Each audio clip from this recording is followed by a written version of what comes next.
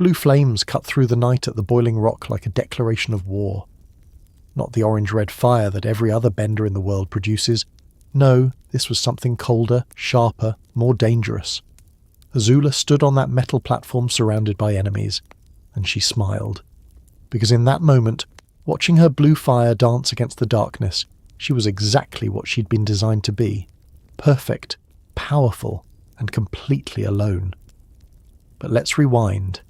Because this moment, this instance of terrifying brilliance, didn't start at the boiling rock. It started 14 years earlier, in a royal palace where perfection wasn't just expected, it was currency. And this changed everything. In this video we're going to tell Azula's full story, from the palace where perfection was currency, to the moment those blue flames finally break her. If you're ready for the hidden details and the real reason behind her power, hit like and subscribe. Now get cozy and let's start. Azula was born into the Fire Nation royal family during a time when being royalty meant inheriting a 100-year war and the weight of imperial destiny. Her father, Ozai, was the ambitious second son. Her mother Ursa was the granddaughter of Avatar Roku, though that particular family secret wouldn't surface until much later. Her older brother Zuko was already disappointing everyone by being, well, Zuko. And then there was Azula. Named after her grandfather, Fire Lord Azulon, which immediately tells you everything about the expectations placed on this child before she could even walk. You don't name your daughter after the sitting Fire Lord unless you're making a statement. Ozai was essentially saying, this one's going to be special. Nothing would ever be the same for that family. From her earliest memories, Azula understood one fundamental truth. Love in the Fire Nation royal family wasn't unconditional. It was transactional. You earned affection through achievement, through power, through being better than everyone else. And she was exceptional at being exceptional. Picture a 4-year-old Azula performing fire-bending katas with precision that would make adult masters nervous. While Zuko struggled to produce consistent flames, she was already experimenting with advanced techniques. Her form was perfect. Her focus was absolute. Her father watched with approval, and that approval was better than any toy, any treat, any hug. Because here's the thing about growing up as Ozai's favourite child. It sounds like winning until you realise the prize is your father's attention, and the cost is your humanity. Ursa tried. Let's be clear about that before we paint her as a villain. Ursa loved both her children, but she loved them differently. She saw Zuko's struggles and compensated with extra affection, extra reassurance. She saw Azula's cold competence and worried. There's a specific kind of fear that comes from watching your young daughter manipulate situations with the calculated precision of a general. When your 6-year-old plays mind games during family dinner, maternal instinct gets complicated. The problem was that Azula interpreted Ursa's concern as rejection, and she wasn't entirely wrong. When your mother looks at you with fear instead of warmth, when she gravitates toward your struggling brother instead of celebrating your victories, you learn fast that being perfect doesn't equal being loved. It equals being respected, feared, maybe even admired, but not loved. So Azula did what any brilliant traumatized child would do. She doubled down on perfection. If she couldn't be loved, she'd be undeniable. Let's talk about that moment she produced blue flames for the first time. She was 7 years old, training in the palace courtyard under the watch of the Fire Nation's most elite instructors. The exercise was standard. Produce sustained fire, maintain control, demonstrate proper form. Zuko had struggled with this same drill for months. Azula completed it in minutes, and then, because adequate has never been in her vocabulary, she pushed harder. The flames intensified, grew hotter, and suddenly they weren't orange anymore. They were blue, the colour of fire so hot it burns differently, so intense it defies the normal rules. Her instructors stepped back. Ozai leaned forward. That was the moment Azula learned that being extraordinary got her what being lovable couldn't. Her father's pride. Blue flames became her signature, her brand, her identity. In a world where every firebender produces orange fire, she burned blue. Even Ozai, one of the most powerful firebenders alive, couldn't consistently produce flames that colour, but his 7-year-old daughter could. Talk about setting the bar impossibly high for yourself. Now let's address the Zuko situation, because you can't understand Azula without understanding the toxic dynamic between these siblings. Zuko was older, male, and by all Fire Nation traditions should have been the favourite.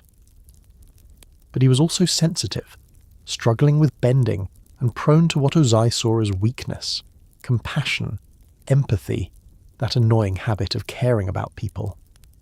Azula recognised early that Zuko's existence served a purpose for her. He was the measuring stick that proved her superiority. Every time Zuko failed, she succeeded. Every time Zuko showed mercy, she showed strength. Every time their father frowned at Zuko's latest disappointment, Azula was there being perfect, calculating exactly what a Fire Nation princess should be. She was cruel to him. Let's not sugarcoat it. The toy burning incident wasn't just childhood meanness. It was strategic. Azula understood that hurting Zuko emotionally accomplished multiple goals. It reinforced her dominance, it pleased their father who saw such behaviour as strength, and it kept Zuko off balance and insecure. But here's where it gets complicated, because cruelty in children doesn't emerge from nowhere.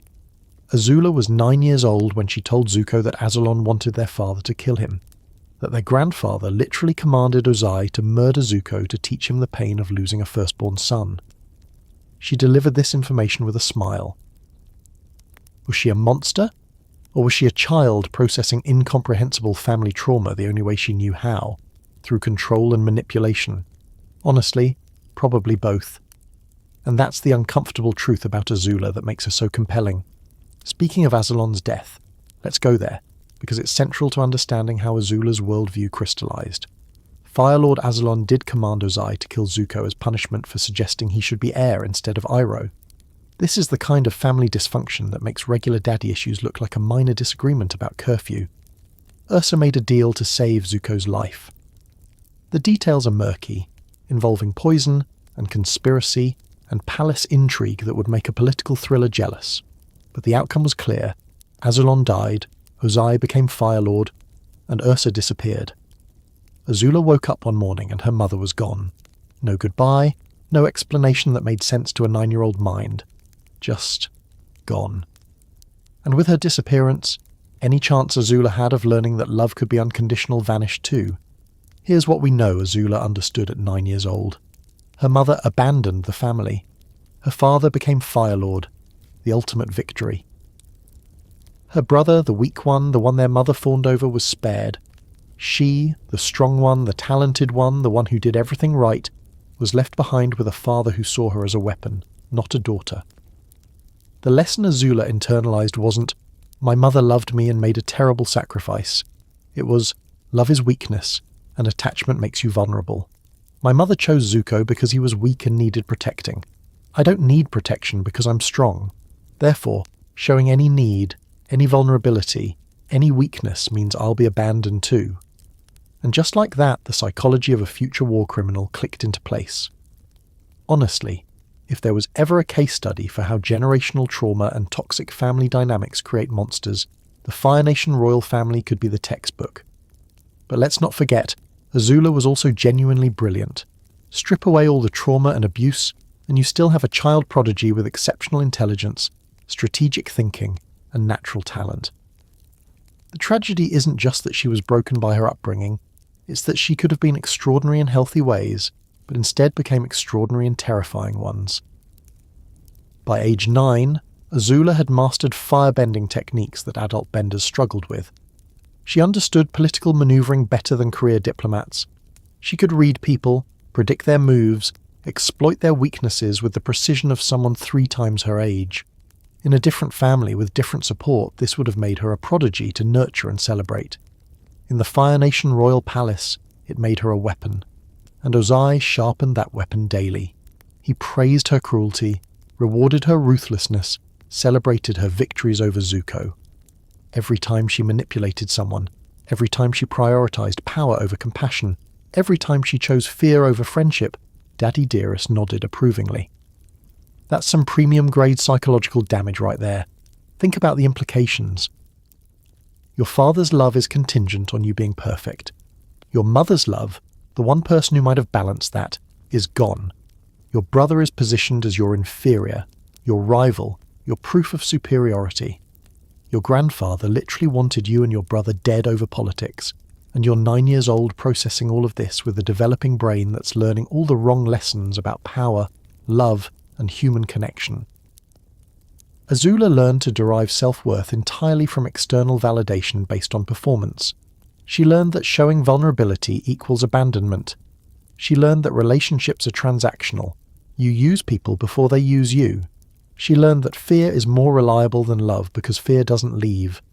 Most critically, she learned that she could never, ever fail, because failure meant losing her father's approval, and that approval was the only form of love she understood. The pressure of being perfect every single moment of every single day, starting from early childhood, doesn't build character, it builds time bombs. By the time Azula was ready to step onto the world stage as a player in the 100-Year War, she wasn't just a talented firebender or a smart strategist.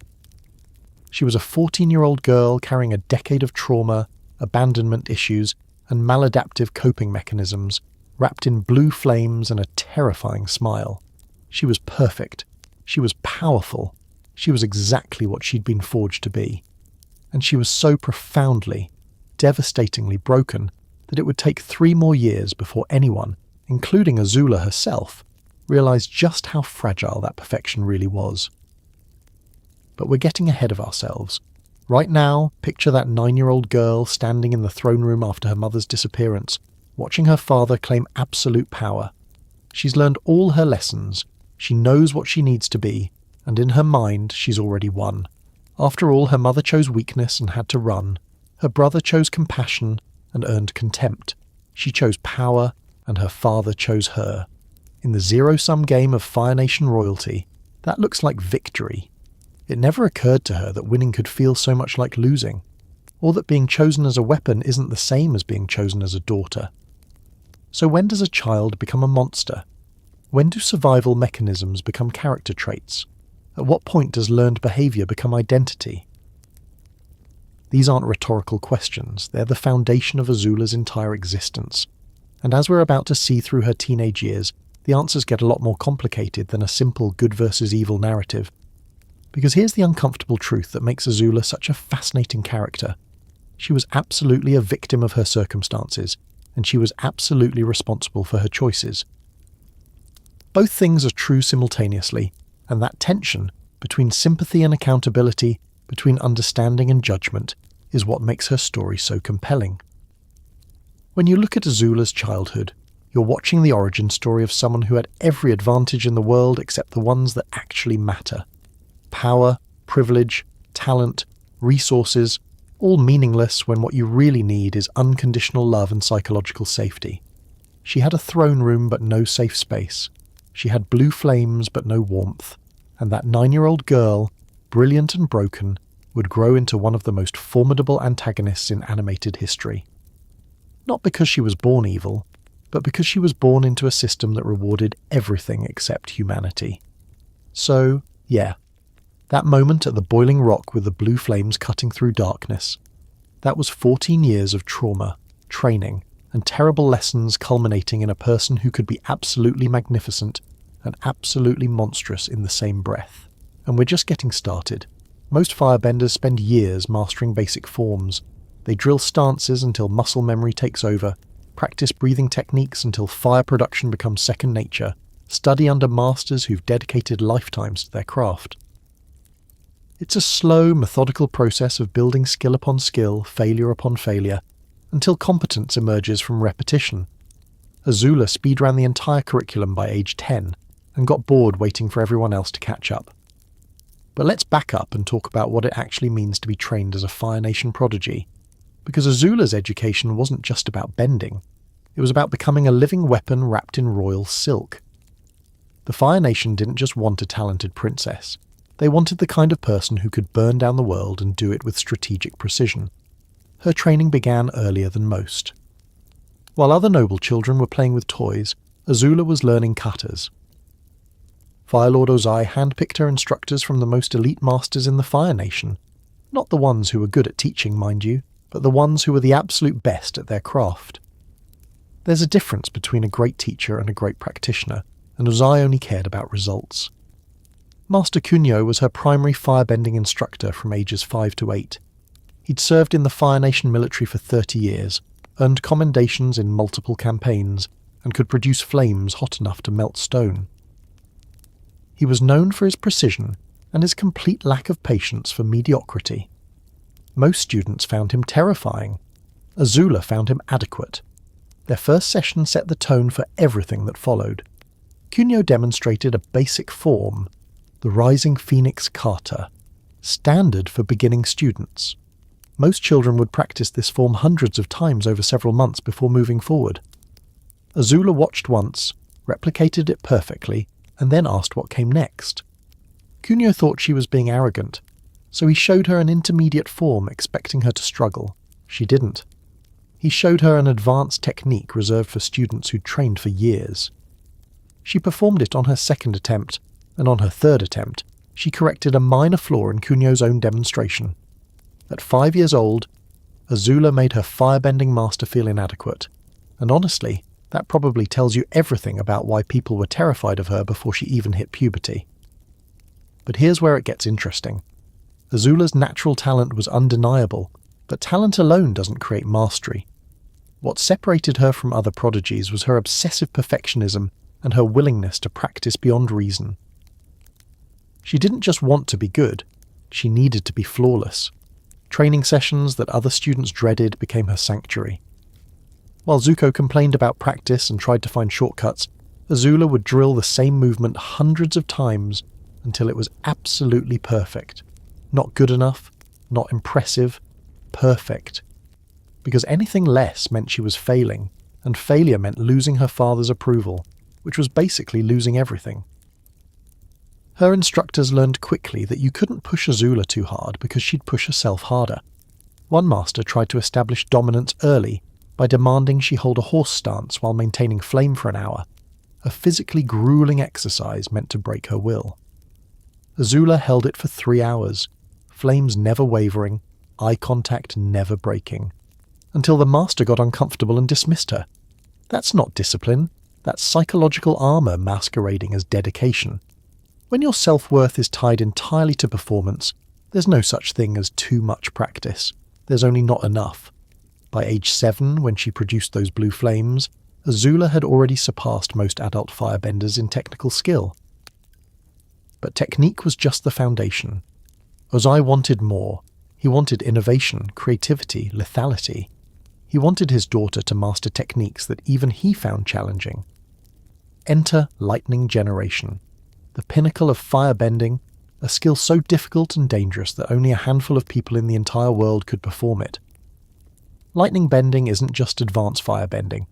It's a completely different discipline that requires absolute emotional control, perfect separation of positive and negative energy, and the ability to guide a literal lightning bolt through your body without dying.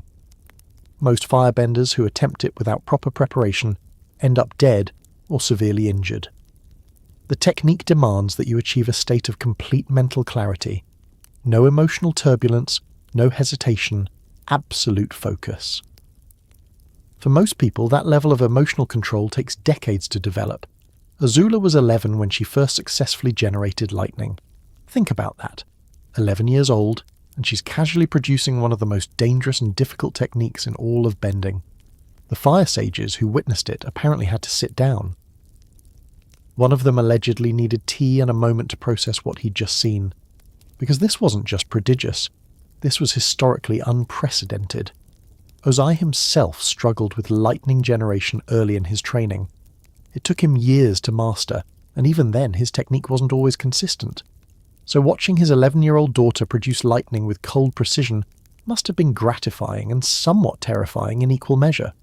You just know that somewhere in his twisted psyche, Ozai was thinking, "That's my girl," while also calculating how to make sure she never used that ability against him. But let's break down what made Azula's lightning generation so remarkable. Because it wasn't just the age factor, it was the style. Most lightning benders take several seconds to gather energy, separate the charge, and release. You can see them preparing, channeling, focusing. It's a deliberate process that requires setup time. Azula could generate lightning in under 2 seconds, and her lightning was blue, just like her fire, which meant it was even more powerful than the standard white-blue lightning other benders produced. She turned the most difficult firebending technique into a quick-draw weapon that could end fights before they started. The training to achieve this level of mastery was brutal. Lightning generation requires perfect form.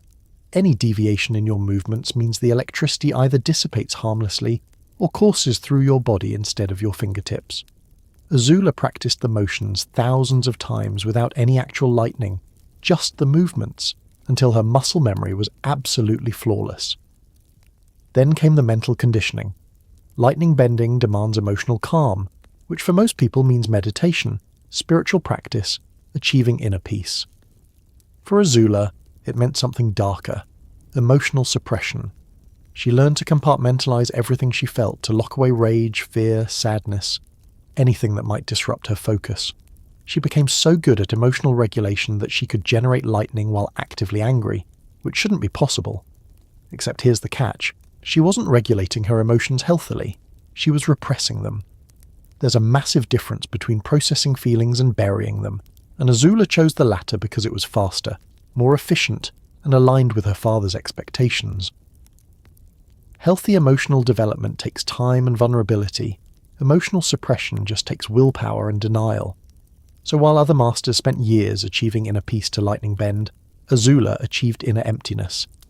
And yeah, that worked for generating lightning, but it was also creating psychological time bombs that would detonate spectacularly later. Now let's contrast this with Zuko's training, because the difference is stark and depressing. Zuko had many of the same instructors as Azula. He practiced similar techniques. He trained just as many hours, arguably more since he was desperately trying to prove himself. But where Azula thrived, Zuko struggled. Part of this was natural aptitude. Azula was simply more talented at firebending, but the bigger issue was psychological. Zuko's firebending was fueled by anger, frustration, and desperation, emotions that make fire fierce but unstable. Azula's bending came from cold calculation and absolute control, which created flames that were hotter, more precise, and infinitely more dangerous. Their instructors noticed. Where they praised Azula's precision, they criticized Zuko's sloppiness. Where they marveled at Azula's progress, they sighed at Zuko's stagnation. And because Ozai was watching everything, this disparity in skill became a disparity in worth.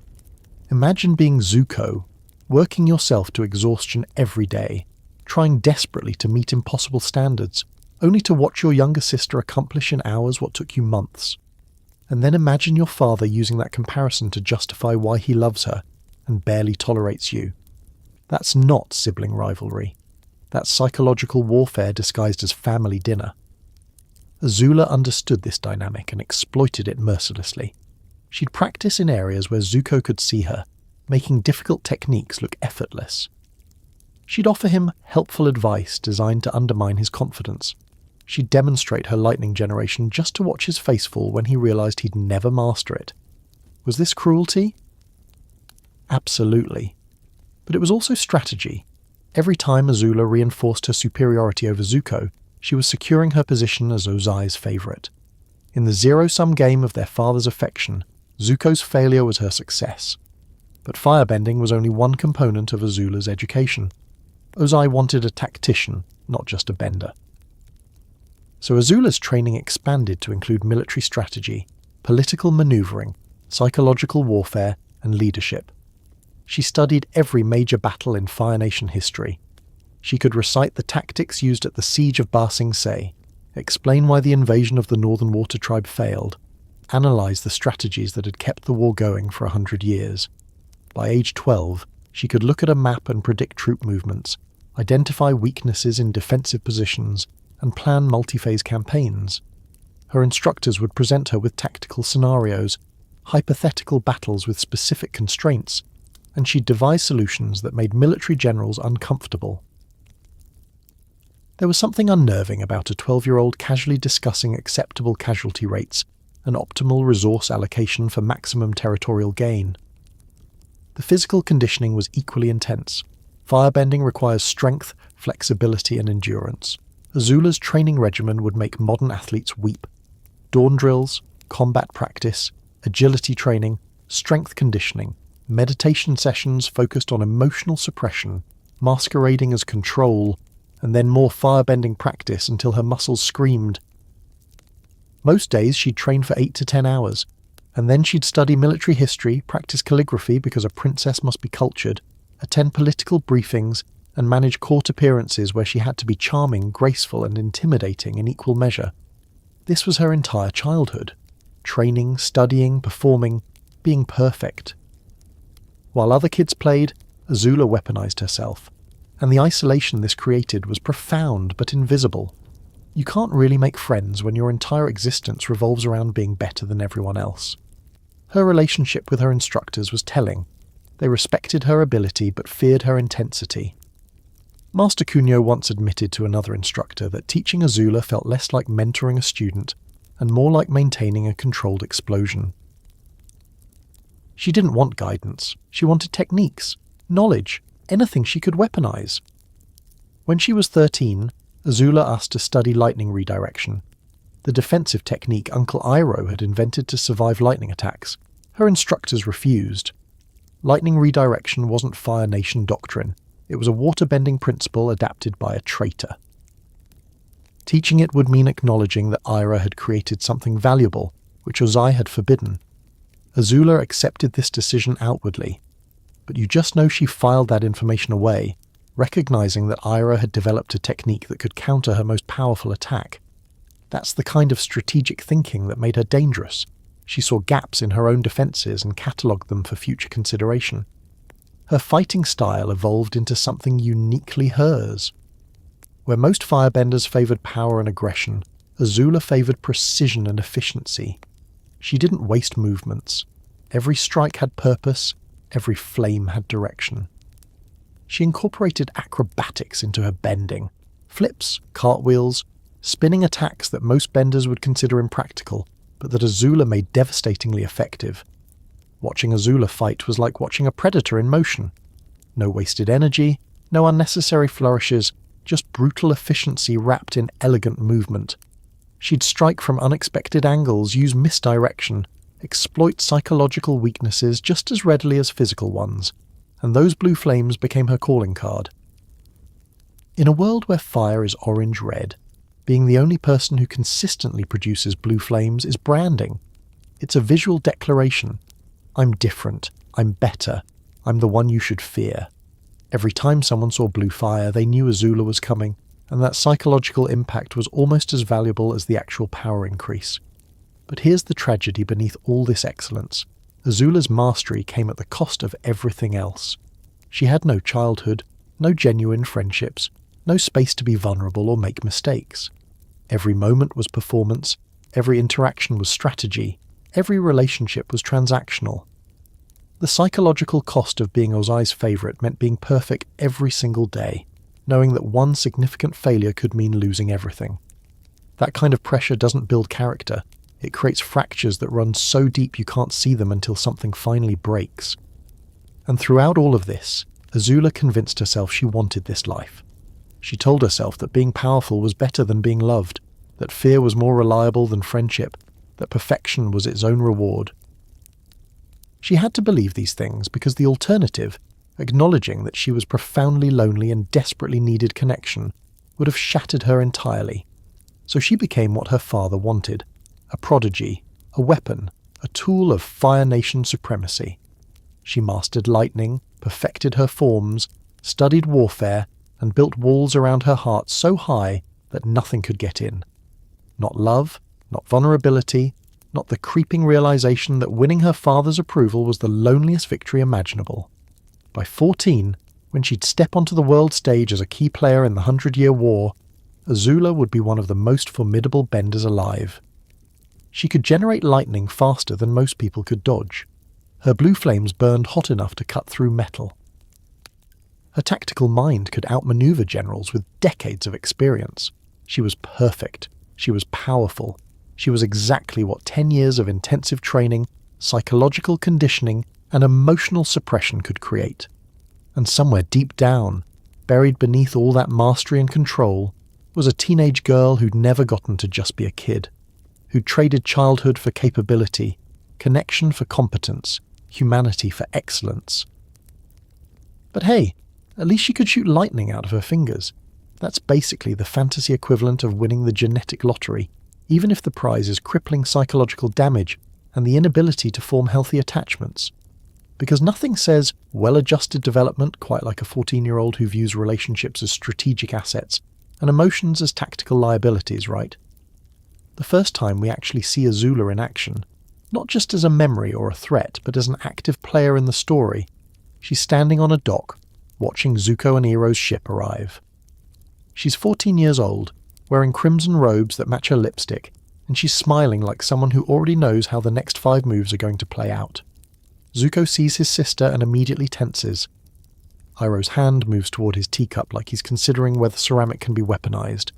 And in that moment, before Azula says a single word, the audience knows this is not another Zuko situation. This is an upgrade. A significant, terrifying upgrade. Because here's the thing about Azula's introduction to the main plot. It's a masterclass in establishing a threat. The show doesn't need to tell us she's dangerous. We see it in how everyone reacts to her presence. We see it in the way she moves, speaks, and analyzes her surroundings like a predator calculating attack vectors. That dock scene is perfect character establishment. Azula greets Zuko with false warmth, calls him by his childhood nickname, and delivers the news that their father wants him home.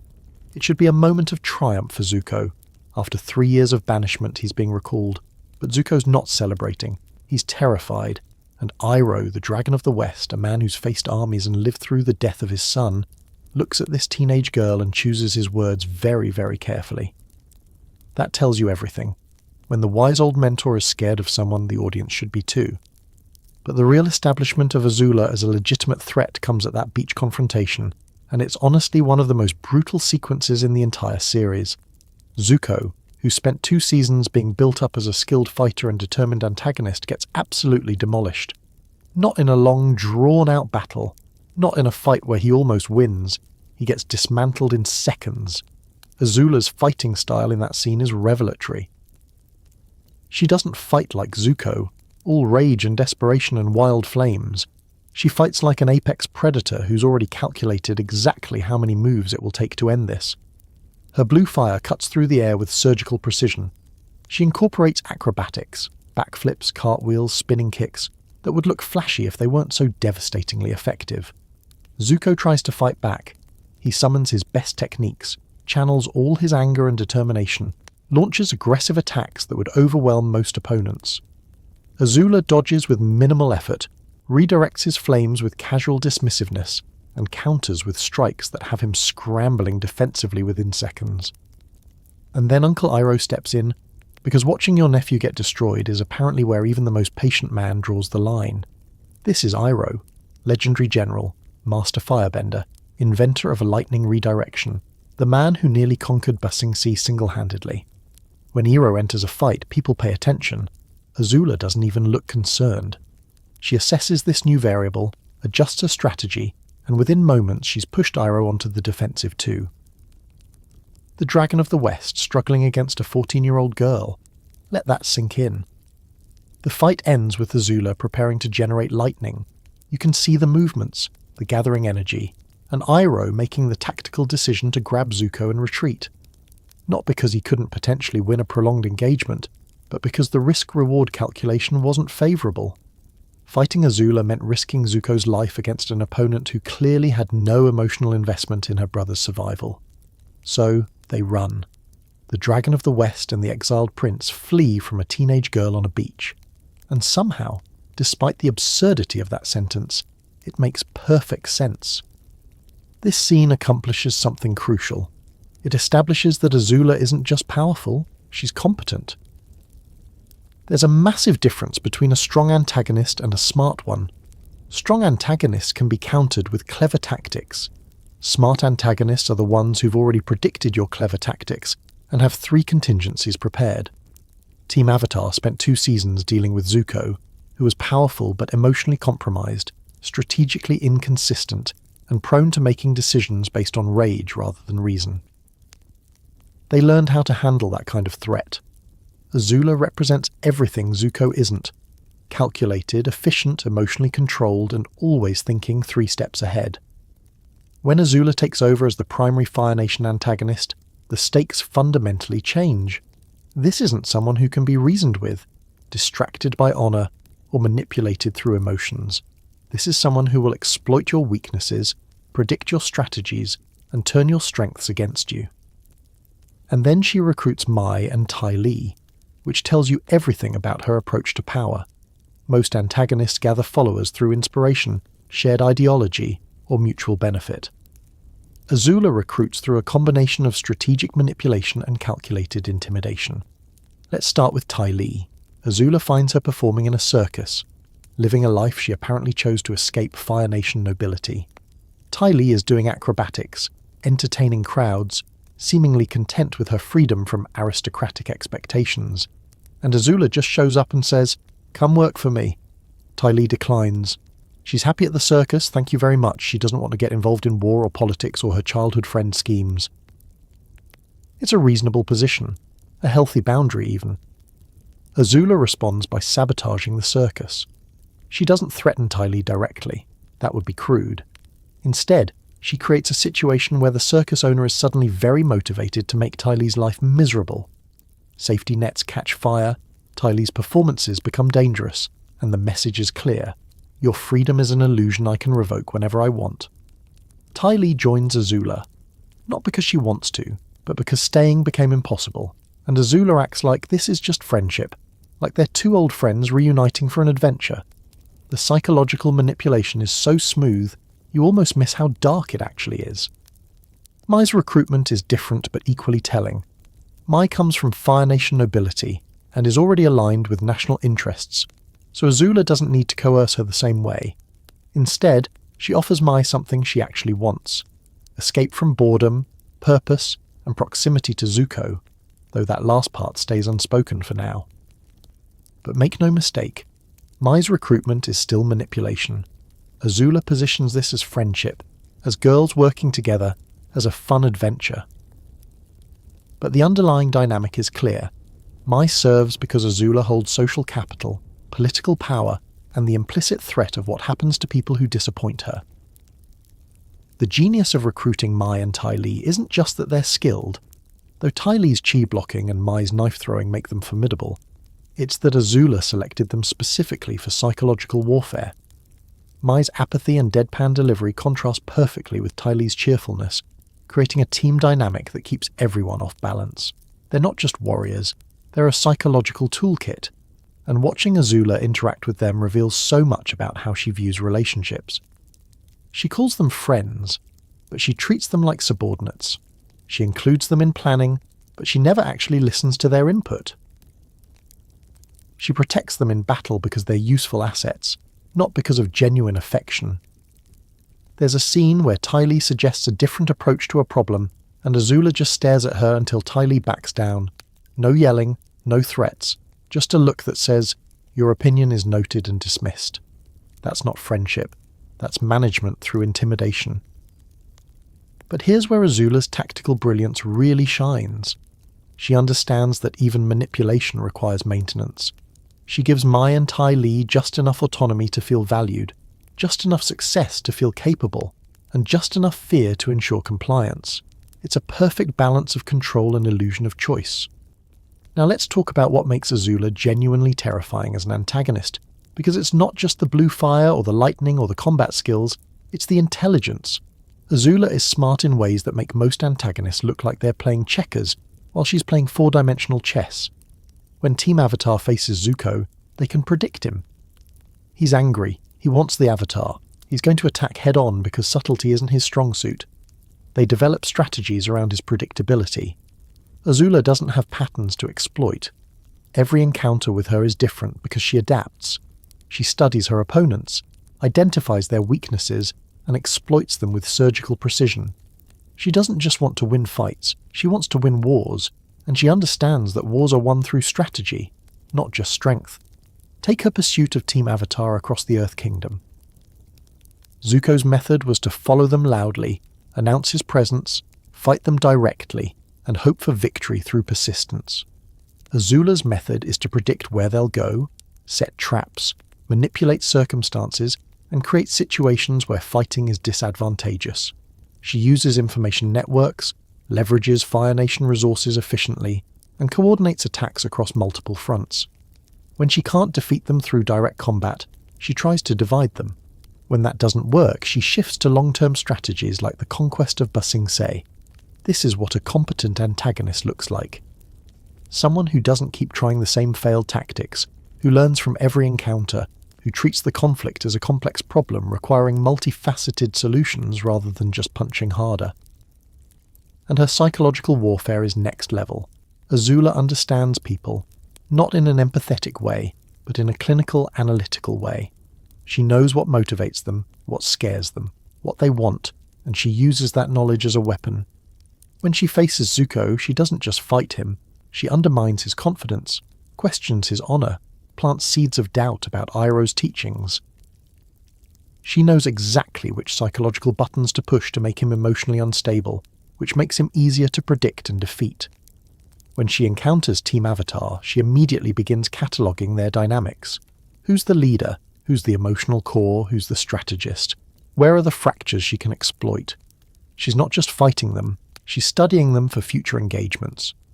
There's a reason Team Avatar should have been way more worried about Azula from day one. They dealt with Admiral Zhao, who was ambitious but stupid. They dealt with Zuko, who was skilled but emotionally compromised. Azula was neither stupid nor compromised. She was calculated, controlled, and constantly adapting.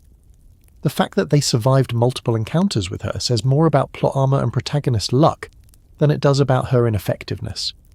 Because realistically, a 14-year-old tactical genius with elite combat skills, psychological warfare expertise, and unlimited Fire Nation resources should have ended that war very differently. But let's address the elephant in the room, or rather, the famous line that gives us our first glimpse into Azula's psychology. My own mother thought I was a monster. She was right, of course, but it still hurt. This line is devastating because it reveals everything Azula has been suppressing. For a character who presents as perfectly controlled, emotionally invulnerable, and supremely confident, this moment of raw honesty is shocking, and it happens during a casual beach conversation, making it even more powerful. She's not being tortured for information or having an emotional breakdown. She's just admitting a truth. Let's unpack this. Azula acknowledges that her mother feared her, thought she was monstrous. She agrees with that assessment. She was right, of course, showing she has some level of self-awareness about her own nature. But then comes the killer, but it still hurt. That last part reveals that beneath all the manipulation, control, and weaponized competence, there's still a part of Azula that wanted her mother's love, that craved approval from someone who saw her as something other than a tool or a threat. That's vulnerable and human and completely at odds with the image she projects. And she says it so casually, like it's just a fact she's accepted, that you almost miss how profoundly sad it is. Azula has integrated this trauma so deeply into her identity that she can acknowledge it without breaking down. She's made peace with being unloved by weaponizing it. If she's a monster, at least she's a powerful monster. This line recontextualizes everything we've seen from her. The cruelty, the manipulation, the need for control. It's not just ambition or natural evil, it's armor.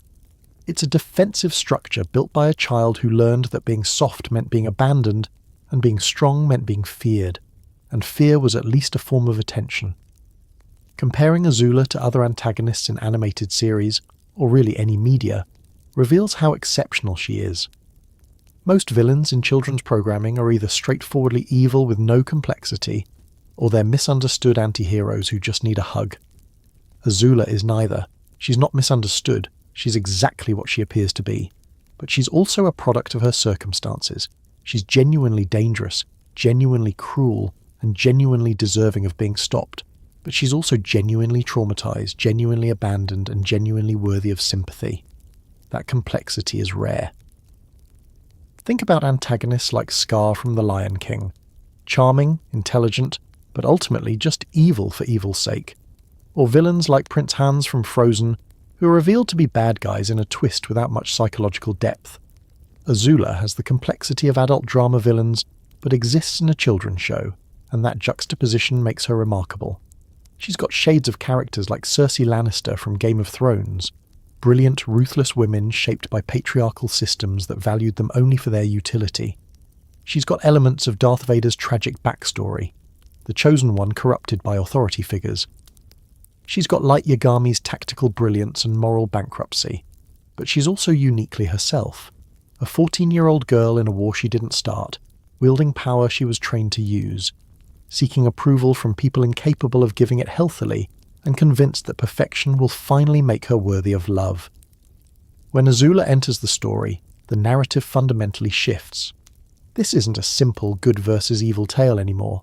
This is a story about how systems create monsters, how trauma perpetuates cycles of abuse, how brilliance without compassion becomes cruelty, and how the pursuit of perfection destroys the person chasing it. Team Avatar went from dealing with Zuko's redemption arc to facing someone who might not be redeemable, and that uncertainty, that complexity, is what makes Azula one of the most compelling antagonists in animation history.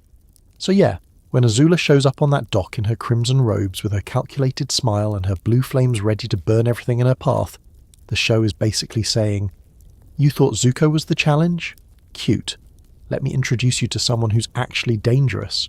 And honestly, the fact that Team Avatar survived the next 2 seasons says less about Azula's effectiveness and more about the power of friendship, plot armor, and the writer's mercy. Because strategically speaking, they were absolutely outmatched.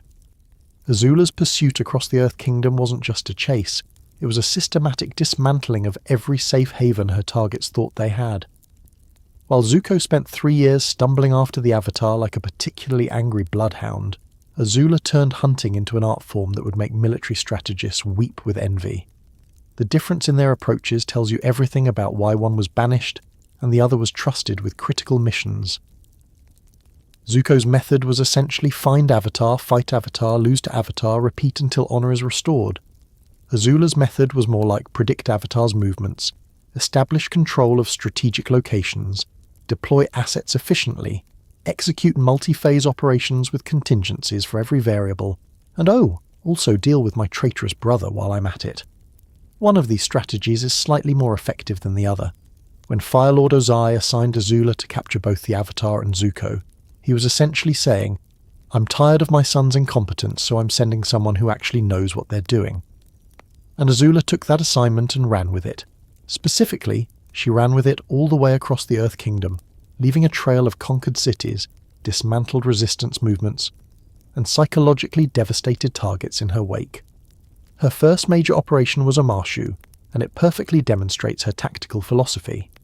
While most Fire Nation commanders would lay siege to the city, throw troops at the walls, and accept heavy casualties in exchange for eventual victory, Azula walked in through the front gate and took over without firing a single shot. The strategy was elegant in its simplicity and brutal in its execution. Omashu had held out against Fire Nation forces for years, because King Bumi was both a genius earthbender and completely unpredictable. Direct assault was costly and ineffective, so Azula didn't assault. She infiltrated. She disguised herself and her team as refugees, gained access to the city, and then systematically dismantled its defences from the inside. She identified the city's critical vulnerabilities, exploited the bureaucracy's weaknesses, and leveraged her authority as Fire Nation royalty at precisely the right moment. Within days, she'd turned Omashu from an Earth Kingdom stronghold into a Fire Nation colony. No massive battle, no dramatic siege, just cold efficiency and strategic brilliance. And here's the thing, she did this while actively hunting the Avatar and Zuko simultaneously. Most people can't manage their email inbox properly. Azula was conducting a multi-theatre campaign involving espionage, military conquest and family drama, and she made it look easy. The key to understanding Azula's effectiveness as a hunter is recognizing that she didn't just chase her targets, she studied them. While Zuko's approach was reactive, constantly following the Avatar's trail and hoping to catch up, Azula's approach was predictive. She analysed patterns, anticipated destinations, and positioned herself where her targets would be, rather than where they had been. She understood that Aang was travelling the world to master the elements, which meant he needed to find teachers. So she identified likely locations for earthbending and firebending masters, established surveillance networks in those areas, and waited. She understood that Zuko was desperate for redemption, and would follow any lead on the Avatar so she could predict his movements by predicting Aang's. This is the difference between hunting and stalking. Hunting is about pursuit. Stalking is about understanding your prey so well that you're waiting for them when they arrive. Azula's use of Fire Nation resources was masterful. She didn't travel with a massive army that would be slow and conspicuous. Instead, she operated with a small elite team, herself, Mai and Ty Lee, supplemented by local Fire Nation forces as needed. This gave her speed, flexibility, and the element of surprise. She leveraged information networks extensively. Fire Nation colonies across the Earth Kingdom provided intelligence about Avatar sightings, troop movements, local resistance activities. Azula coordinated with regional commanders, accessed supply lines, and utilized communication systems that kept her informed about developments across multiple fronts. When she needed military force, she could requisite it. When she needed discretion, she operated covertly. She adapted her approach to each situation, which is basic tactical thinking that somehow most Fire Nation commanders seem to forget. Compare this to how Zuko led his crew during his banishment. Zuko commanded through anger and desperation. His crew followed him because they had to, not because they wanted to or because he inspired loyalty. He made impulsive decisions, pursued dead ends, and generally operated like someone who'd never heard of the concept of long-term planning. Azula, meanwhile, commanded through fear and competence. Her subordinates followed her because disobeying meant consequences, but also because she was undeniably effective. When Azula gave orders, people knew those orders were part of a larger strategy. She didn't waste resources on pointless ventures. She didn't throw tantrums when things went wrong. She adjusted, adapted, and kept moving forward. The dynamic between Azula, Mai, and Ty Lee during these hunts is fascinating, because it's dressed up as friendship but functions as military hierarchy. They travel together, fight together, apparently hang out and do teenage girl things together. But the power differential is always present. Azula makes all strategic decisions. She determines their objectives, plans their operations, assigns their roles. Mai and Ty Lee can offer input, but ultimately they're executing Azula's vision, not collaborating as equals. And both of them are acutely aware that disappointing Azula has consequences. There's a scene where they're tracking the Avatar and Ty Lee suggests taking a break because they've been travelling for days. Azula just looks at her, one of those calculated looks that says more than words ever could, and Ty Lee immediately backpedals. No yelling, no threats, just a look. That's not friendship, that's power dynamics. But here's where it gets complicated, because there are moments of genuine connection. Moments where Azula seems to actually enjoy their company, where she lets her guard down slightly, where something that might be real friendship flickers to life. The beach episode shows this complexity perfectly. Azula trying to interact socially like a normal teenager, and being hilariously, tragically bad at it. So the question becomes, does Azula actually care about Mai and Ty Lee? Or are they just useful assets she's learned to maintain? And the uncomfortable answer is probably both. She can care about them in her limited, emotionally stunted way, while also viewing them as tools. These concepts aren't mutually exclusive in Azula's psychology. She protects them in combat, but is that because they're friends or because they're valuable resources? She includes them in planning, but is that collaborative respect or just effective management? She seems hurt when they eventually betray her, but is that wounded affection or violated expectations of loyalty? The ambiguity is the point. Azula genuinely doesn't know the difference between friendship and alliance, between affection and utility, between caring about someone and wanting to keep them functional. Her emotional development got so warped by her upbringing that these distinctions never formed properly. Let's talk about specific confrontations, because Azula's encounters with Team Avatar during her hunt reveal her tactical evolution. Each fight she learns something new about her opponents and adjusts accordingly. Early encounters show her testing their capabilities, probing their defences, gathering intelligence. She's not necessarily trying to win these engagements, she's studying them. How fast is Aang? What's Katara's skill level with waterbending? What are Sokka's tactical patterns? How does Toph's blindness affect her earthbending? Later encounters show her applying that knowledge. She uses terrain that disadvantages Toph. She targets Katara's emotional vulnerabilities. She anticipates Aang's airbending techniques and positions herself accordingly. She treats each fight like a problem to solve rather than a contest to win. The tank train sequence is a perfect example of Azula's operational thinking. She's not just chasing the Avatar, she's transporting a massive drill that's crucial for the invasion of Ba Sing Se. So when Team Avatar attacks the train, she has to balance multiple objectives: protect the cargo, engage the enemy, and maintain operational security. Most commanders would panic at a multivariable situation like that. Azula compartmentalizes. She assigns Mai and Ty Lee to handle Team Avatar, while she focuses on protecting critical assets. When the situation deteriorates, she makes the tactical decision to prioritize the larger strategic goal over capturing the Avatar. She lets them escape because the drill is more valuable. That's cold strategic calculation at 14 years old. She's not emotional about it, not angry about missing an opportunity. She's just running the numbers. Drill equals potential conquest of Ba Sing Se equals winning the war, which is more valuable than capturing the Avatar today, when there will be other opportunities. Her confrontation with Iroh during these hunts deserves special attention, because it reveals how Azula views family. When she faces Zuko, there's contempt and superiority, but also a weird sort of engagement. She bothers to taunt him, to undermine him psychologically, which suggests he matters enough to put in that effort. With Iroh, it's different. She dismisses him as a traitor and a fool. The famous Dragon of the West, legendary general, master firebender, and Azula treats him like a disappointing uncle who's made poor life choices. There's no respect, no acknowledgement of his accomplishments, just pity mixed with contempt. When they fight, Azula isn't scared of him despite his reputation. She recognizes he's skilled, but she also sees his weakness. His attachment to Zuko makes him predictable. Iroh will always choose protecting Zuko over winning the fight, which means Azula just needs to threaten Zuko to manipulate Iroh's decisions. That's sociopathic-level understanding of human behavior. Most 14-year-olds are figuring out algebra and dealing with acne. Azula is weaponizing family dynamics with surgical precision. But there's a moment during one confrontation where Iroh says something that almost penetrates Azula's armor. He tells her that she's being used by Ozai, that she's a tool to him, not a daughter. And for just a second, you see something flicker across Azula's face.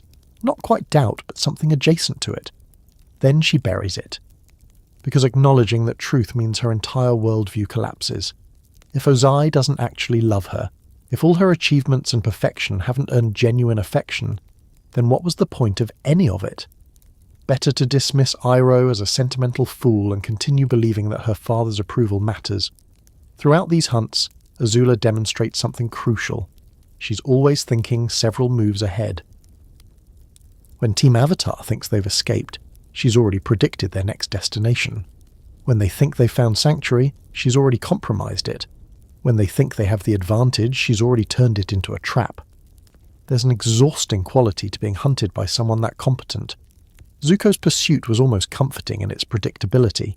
He'd show up, be angry, fight dramatically, lose, and retreat to brood. You could plan around that.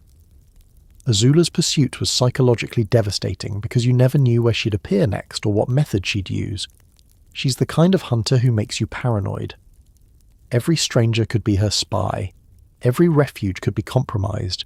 Every victory could be part of her larger plan. That constant pressure, that unrelenting competence, wears down targets in ways that simple combat never could. And she knows it. Azula understands psychological warfare as well as she understands combat. She wants her targets exhausted, paranoid, making mistakes.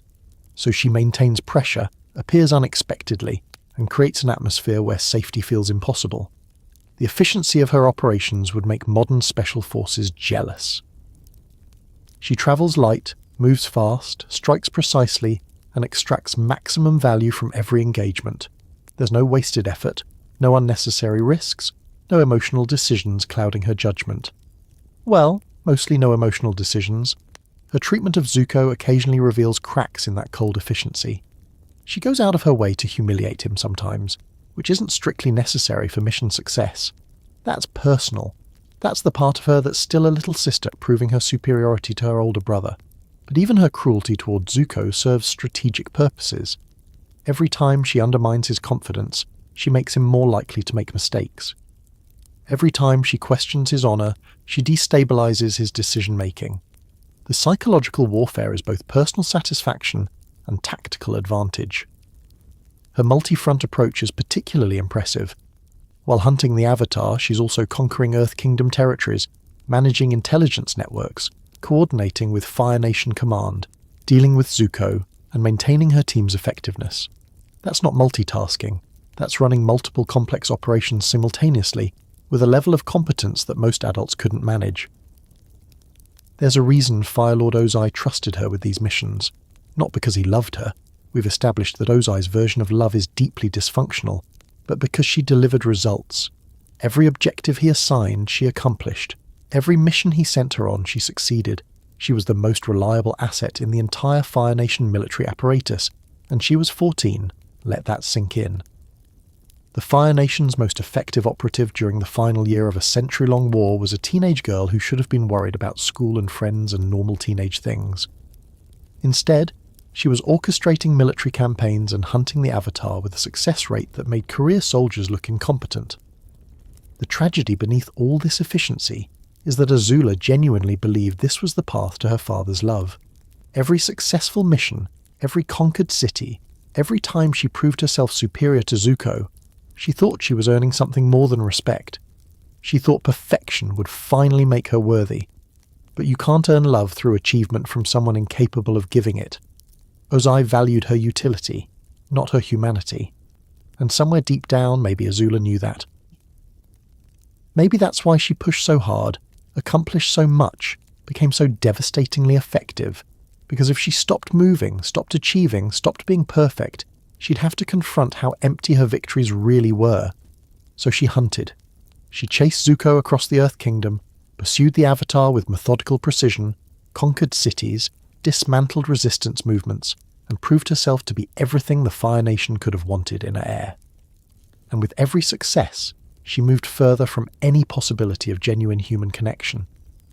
Because when you're that focused on being perfect, when you're that committed to winning, when you've weaponized every aspect of yourself, there's no room left for vulnerability, for friendship, for the messy, imperfect things that make us human. But hey, at least she had that whole conquering cities and hunting the world's most powerful bender thing down to a science. That's got to count for something, right? Even if what it counted for was increasingly elaborate proof that achievement without connection is just loneliness with better PR. Honestly, watching Azula operate during these hunts is like watching someone speedrun emotional damage while simultaneously getting a graduate degree in applied warfare. Impressive. Absolutely. Healthy. Not even a little bit. And the scariest part? She was just getting started, because all of this, the hunts, the conquests, the psychological warfare, was just the warm-up for what she'd accomplish in Ba Sing Se. The perfect hunter was about to become the perfect conqueror, and nothing would ever be the same for anyone involved. If you want to understand how terrifying Azula really is, forget the blue flames for a minute. Forget the lightning. The truly frightening thing about Azula isn't what she can do with her hands, it's what she can do with her words. Because while most people learned social interaction through trial and error, making friends, having awkward conversations, and gradually figuring out how humans work, Azula learned social dynamics the way a chess grandmaster learns the game, as a series of moves, counter-moves, and psychological warfare. The result is someone who can read people like books, exploit their weaknesses with surgical precision, and manipulate entire situations without anyone realizing they're being played until it's way too late. She's 14 years old, and she has the psychological warfare capabilities of someone who should probably be teaching courses on manipulation at an evil university. Let's start with the basics of Azula's manipulation toolkit, because it's extensive and horrifying. First, there's gaslighting, making people question their own reality, their own memories, their own judgment. Azula deploys this constantly, especially with Zuko. She'll tell him things that contradict what he knows to be true, but she does it with such confidence that he starts doubting himself. She'll reframe his memories, suggest alternative interpretations of events, and plant seeds of uncertainty that grow into full-blown doubt. When Zuko remembers their childhood, Azula's version always paints her as the reasonable one, and him as the problematic one, and she says it with such conviction that even Zuko, who lived through these events, starts questioning his own recollection. That's expert-level psychological manipulation. Most people can't gaslight effectively because they show tells, hesitation, inconsistency, defensive body language. Azula sells it completely because she's either convinced herself of her own narratives, or she's such a skilled liar that the distinction doesn't matter. Then there's triangulation, playing people against each other to maintain control. Azula is a master of this. She'll tell Mai one thing, Ty something slightly different, and then watch them navigate the resulting confusion while she maintains perfect information control. She positions herself as the central node of all relationships, ensuring that her friends' primary loyalty is to her rather than to each other. When Mai and Ty interact, it's often through the lens of Azula. They're both competing for her approval, both trying to maintain their positions in her favour, both aware that falling out of grace means isolation. Azula created this dynamic deliberately. It keeps them dependent on her and prevents them from forming an alliance that might challenge her authority.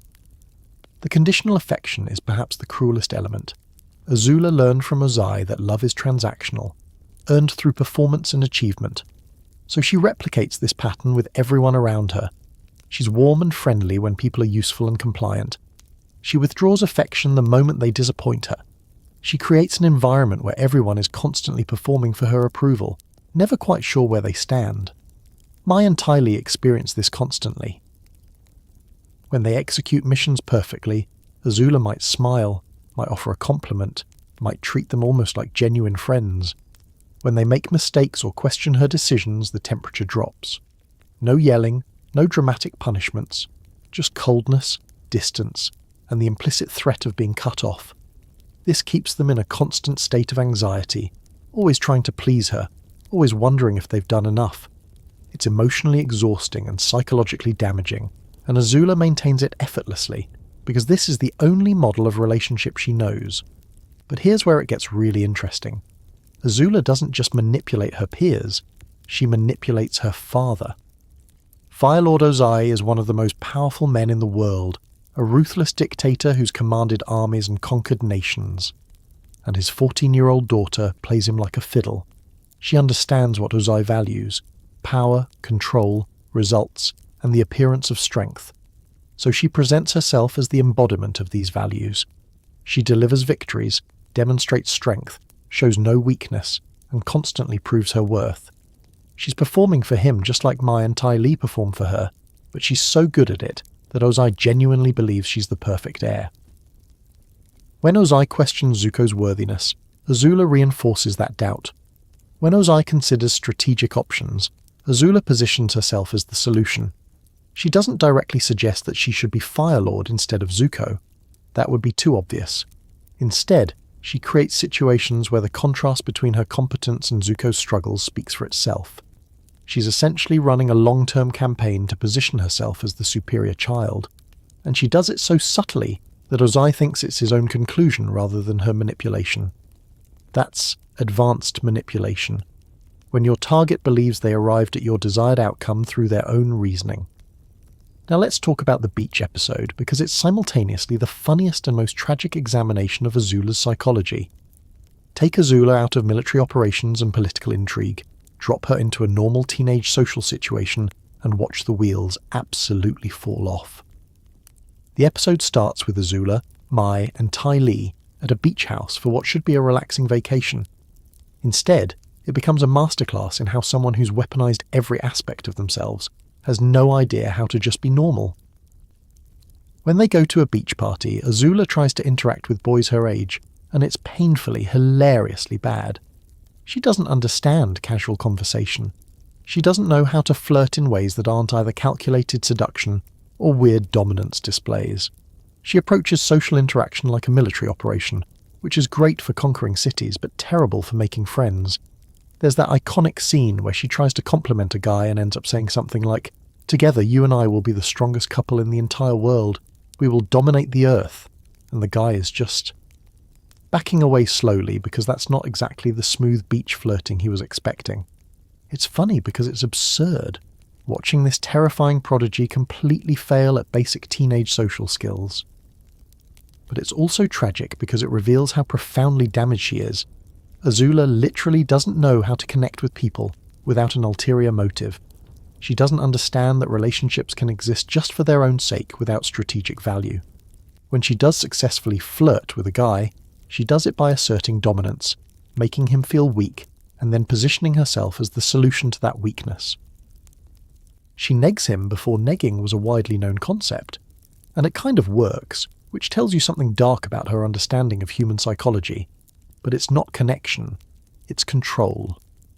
The beach episode also gives us that devastating campfire scene where everyone shares their feelings and traumas. Ty Lee talks about being one of 7 identical children and feeling invisible. Mai discusses her emotionally neglectful upbringing and resulting apathy. Zuko processes his complex feelings about honor and family. And then there's Azula's confession. My own mother thought I was a monster. She was right, of course, but it still hurt. Let's sit with that for a moment. Azula admits that her mother feared her and saw her as monstrous. She agrees with that assessment. No defensiveness, no denial, just acceptance. But then comes the vulnerability. It still hurt. Despite everything, despite becoming the monster everyone expected, despite building armor around herself so thick that nothing should penetrate, the rejection from her mother still wounds her. This is the core of Azula's tragedy. She knows what she is. She's not delusional about being a good person. She recognizes her own cruelty, her manipulation, her monstrous behavior. But somewhere inside, there's still a part of her that wanted to be loved, that wanted her mother's affection, that needed connection. And because she couldn't get that love, she convinced herself she didn't need it. She weaponized the rejection, turned it into motivation, used it to fuel her pursuit of perfection. If she couldn't be loved, she'd be feared. If she couldn't be wanted, she'd be needed. If she couldn't be someone's daughter, she'd be everyone's superior. The emotional revelation is immediately followed by her deflecting with humor and aggression, because vulnerability is dangerous. For just a moment, Azula let her mask slip, showed her humanity, admitted to pain, and then she had to rebuild the walls immediately because being vulnerable means being weak, and weakness is unacceptable. Now let's address her use of fear versus Zuko's eventual use of trust, because this contrast defines their different paths. Azula commands through fear and demonstrated superiority. When she tells people to do something, they comply because disobeying has consequences, and because she's proven herself capable of following through on threats. Her subordinates don't love her, they don't trust her, they don't believe she has their best interests at heart, but they obey because the alternative is worse. This creates a brittle kind of loyalty, effective in the short term, but vulnerable to shattering the moment someone decides the fear isn't worth it anymore. Zuko's leadership evolution is the opposite. He starts out trying to command like his father and sister, through anger, intimidation, and assertions of authority. It doesn't work. His crew barely respects him, and they follow him more out of duty than genuine loyalty. But as Zuko grows, he learns to lead through trust, through earned respect, through genuine care for his people. When he becomes Fire Lord, people follow him because they believe in him, because he's proven himself trustworthy, because he values them as people rather than as tools. The difference becomes crucial when things fall apart. Zuko's allies stick with him through hardship because trust creates resilient bonds. Azula's allies abandon her the moment they have the opportunity because fear-based loyalty evaporates when the fear is outweighed by something stronger. Let's talk about that famous line, "I can take you both on." This happens during a confrontation where Azula faces Mai and Ty Lee after they've just betrayed her to save Zuko. In that moment, Azula's entire worldview is shattering. The two people she considered closest to friends have chosen against her, and her response is pure defiance. "I can take you both on" isn't just a statement of confidence in her combat abilities. It's a declaration that she doesn't need anyone, that she's powerful enough alone, that their betrayal doesn't hurt because they were never really necessary. It's armor, it's denial, it's Azula retreating to the one thing she knows she can control, her own power. But the subtext is heartbreaking. She's facing the two people who've been with her for years, who fought beside her, who she's laughed with and travelled with and maybe even cared about in her limited way. And instead of asking why they betrayed her, instead of trying to understand what went wrong, she immediately positions them as enemies to be defeated, because that's the only framework Azula has. People are either assets or threats. Relationships are either alliances or adversarial. The possibility of genuine friendship, of people caring about each other beyond utility, of bonds that exist outside of fear and manipulation. She doesn't have categories for these things. The tragedy is that Azula is simultaneously socially brilliant and emotionally stunted. She understands human psychology on an intellectual level with almost superhuman clarity. She can predict behavior, identify vulnerabilities, and exploit weaknesses with the precision of a neuroscientist who moonlights as a sociopath. But she doesn't understand connection. She knows how to manipulate people, but not how to connect with them. She can make people fear her, respect her, even desire her, but she has no idea how to make them love her, and more critically, she doesn't know how to love them back. She can't distinguish between fear and respect because in her experience, they've always been the same thing. When people comply with her wishes, is it because they respect her judgment or because they are afraid of consequences? She genuinely doesn't know, and in her mind, the distinction doesn't matter. Compliance is the goal. Motivation is irrelevant. She can't distinguish between loyalty and obedience for similar reasons. May and Ty Lee followed her orders, fought beside her, stayed with her for years. In Azula's framework, that was loyalty. The idea that genuine loyalty involves choice, involves staying even when it's disadvantageous, involves caring about someone beyond their utility. These concepts exist outside her comprehension. She can't distinguish between love and control because Ozai taught her that love is conditional, earned through perfection and performance. So when she tries to maintain relationships, she does it through control, managing people's emotions, manipulating circumstances, ensuring they need her. In her mind, this is love, or at least the closest approximation she knows. The specific manipulation tactics she employs are textbook psychological abuse, the kind that therapists spend years helping people recover from. She isolates her targets, making them dependent on her for social connection and validation. She creates confusion through inconsistent messaging, praise and criticism, warmth and coldness, making people never quite sure where they stand. She rewards compliance and punishes defiance, but the standards keep shifting so no one can fully relax. She positions herself as the expert on everything, undermining others' confidence in their own judgment. She uses guilt and obligation, reminding people of what she's done for them and implying they owe her loyalty. She love bombs when people are pulling away, suddenly becoming warm and attentive and almost vulnerable, just long enough to reel them back in before returning to her typical control patterns. And she makes everything feel like it's the other person's fault. If they're unhappy, it's because they're not trying hard enough or appreciating her enough or understanding the bigger picture. This is master-level manipulation, and she does it instinctively because it's how she was raised. Ozai manipulated her exactly this way, and she's replicating the pattern because it's the only model she has. The cycle of abuse continues through her, and she doesn't even recognize it as abuse. She thinks this is just how relationships work. The most heartbreaking aspect of Azula's manipulation is that she's doing to others what was done to her, and she doesn't see the parallel. She sees herself as strong and in control, not recognizing that her need for control comes from being controlled.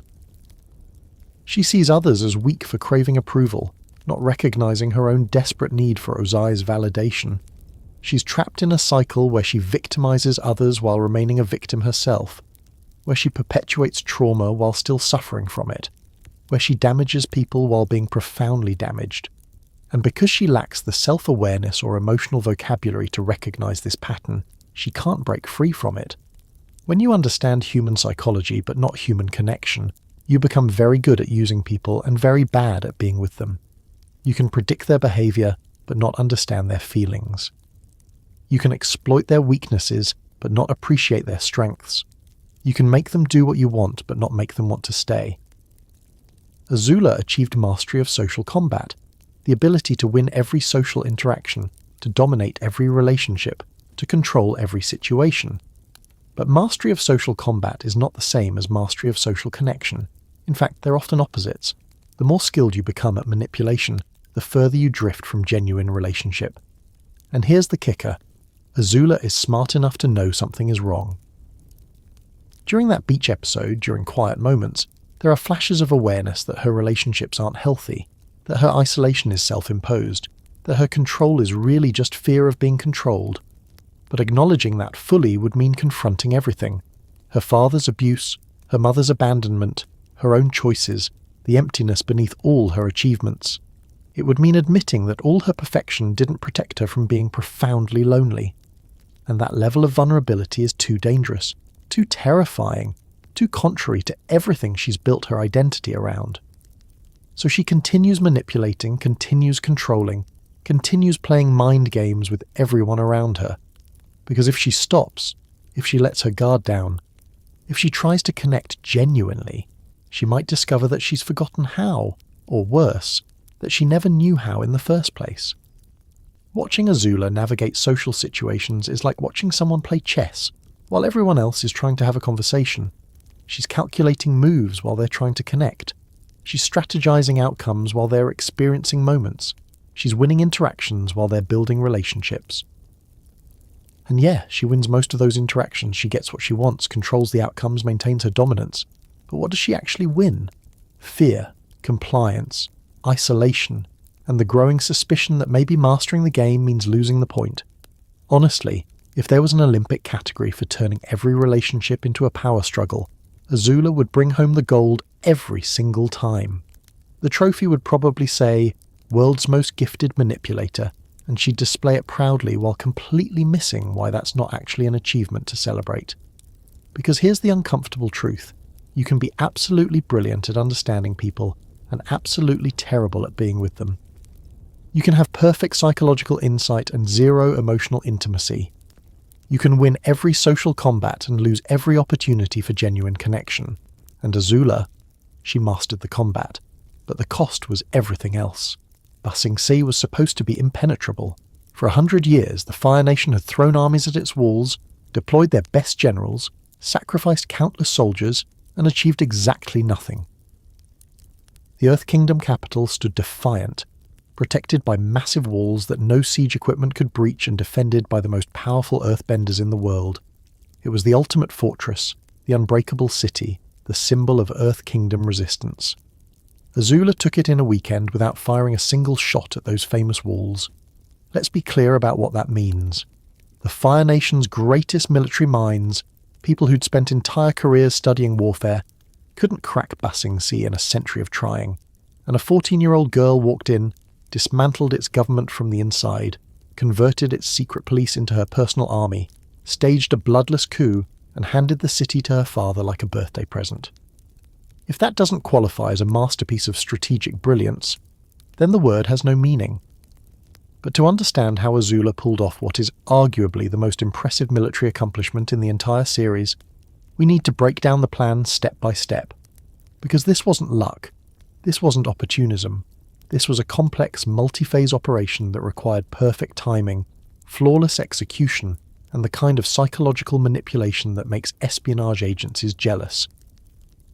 Phase 1 started with something Azula had been doing throughout her pursuit: information gathering. While chasing the Avatar across the Earth Kingdom, she'd been cataloguing intelligence about every major city, every military installation, every political structure. Ba Sing Se was no exception. She understood the city's layout: the outer wall, the agricultural ring, the middle ring, the upper ring where the elite lived, and the inner circle containing the Earth King's palace. She knew about the ATLA, the secret police organization that maintained order through intimidation and information control. She understood the political dynamics between the Earth King, the Grand Secretariat, and the various power brokers who actually ran things. Most importantly, she recognized what every military strategist somehow missed. Ba Sing Se's strength was its walls, but its weakness was its politics. The city was corrupt, bureaucratic, and riddled with internal power struggles. The government kept its own population ignorant of the war. The ATLA operated as a shadow government that the Earth King barely controlled. This was a system vulnerable to infiltration by someone who understood how to exploit institutional weaknesses. And Azula was basically a PhD candidate in exploiting institutional weaknesses. Phase 2 was the infiltration. Azula, Mai, and Tai Li ambushed the real Kyoshi warriors and stole their identities. This wasn't just about disguise, it was strategic genius. The Kyoshi warriors were famous, respected, and had legitimate reasons to request an audience with the Earth King. They were the perfect cover for getting inside the city's defences. Think about the audacity of this plan. Most people would try to sneak into Ba Sing Se covertly, hiding in the shadows, avoiding detection. Azula walked through the front gate in broad daylight, wearing stolen identities, and got a hero's welcome. She didn't avoid scrutiny. She positioned herself where scrutiny would confirm her cover story. The Kyoshi warrior disguise also gave her access to the upper ring, to official functions, to the kind of social circles where intelligence gathering is easiest. While pretending to be loyal Earth Kingdom warriors, she was mapping the city's defences, identifying key players, and planning her takeover. But the real brilliance of this phase was psychological. By impersonating the Kyoshi warriors, Azula didn't just fool random citizens, she fooled Team Avatar. When Sokka reunited with Suki, he was genuinely happy. When they invited these allies into their confidence, they were trusting friends.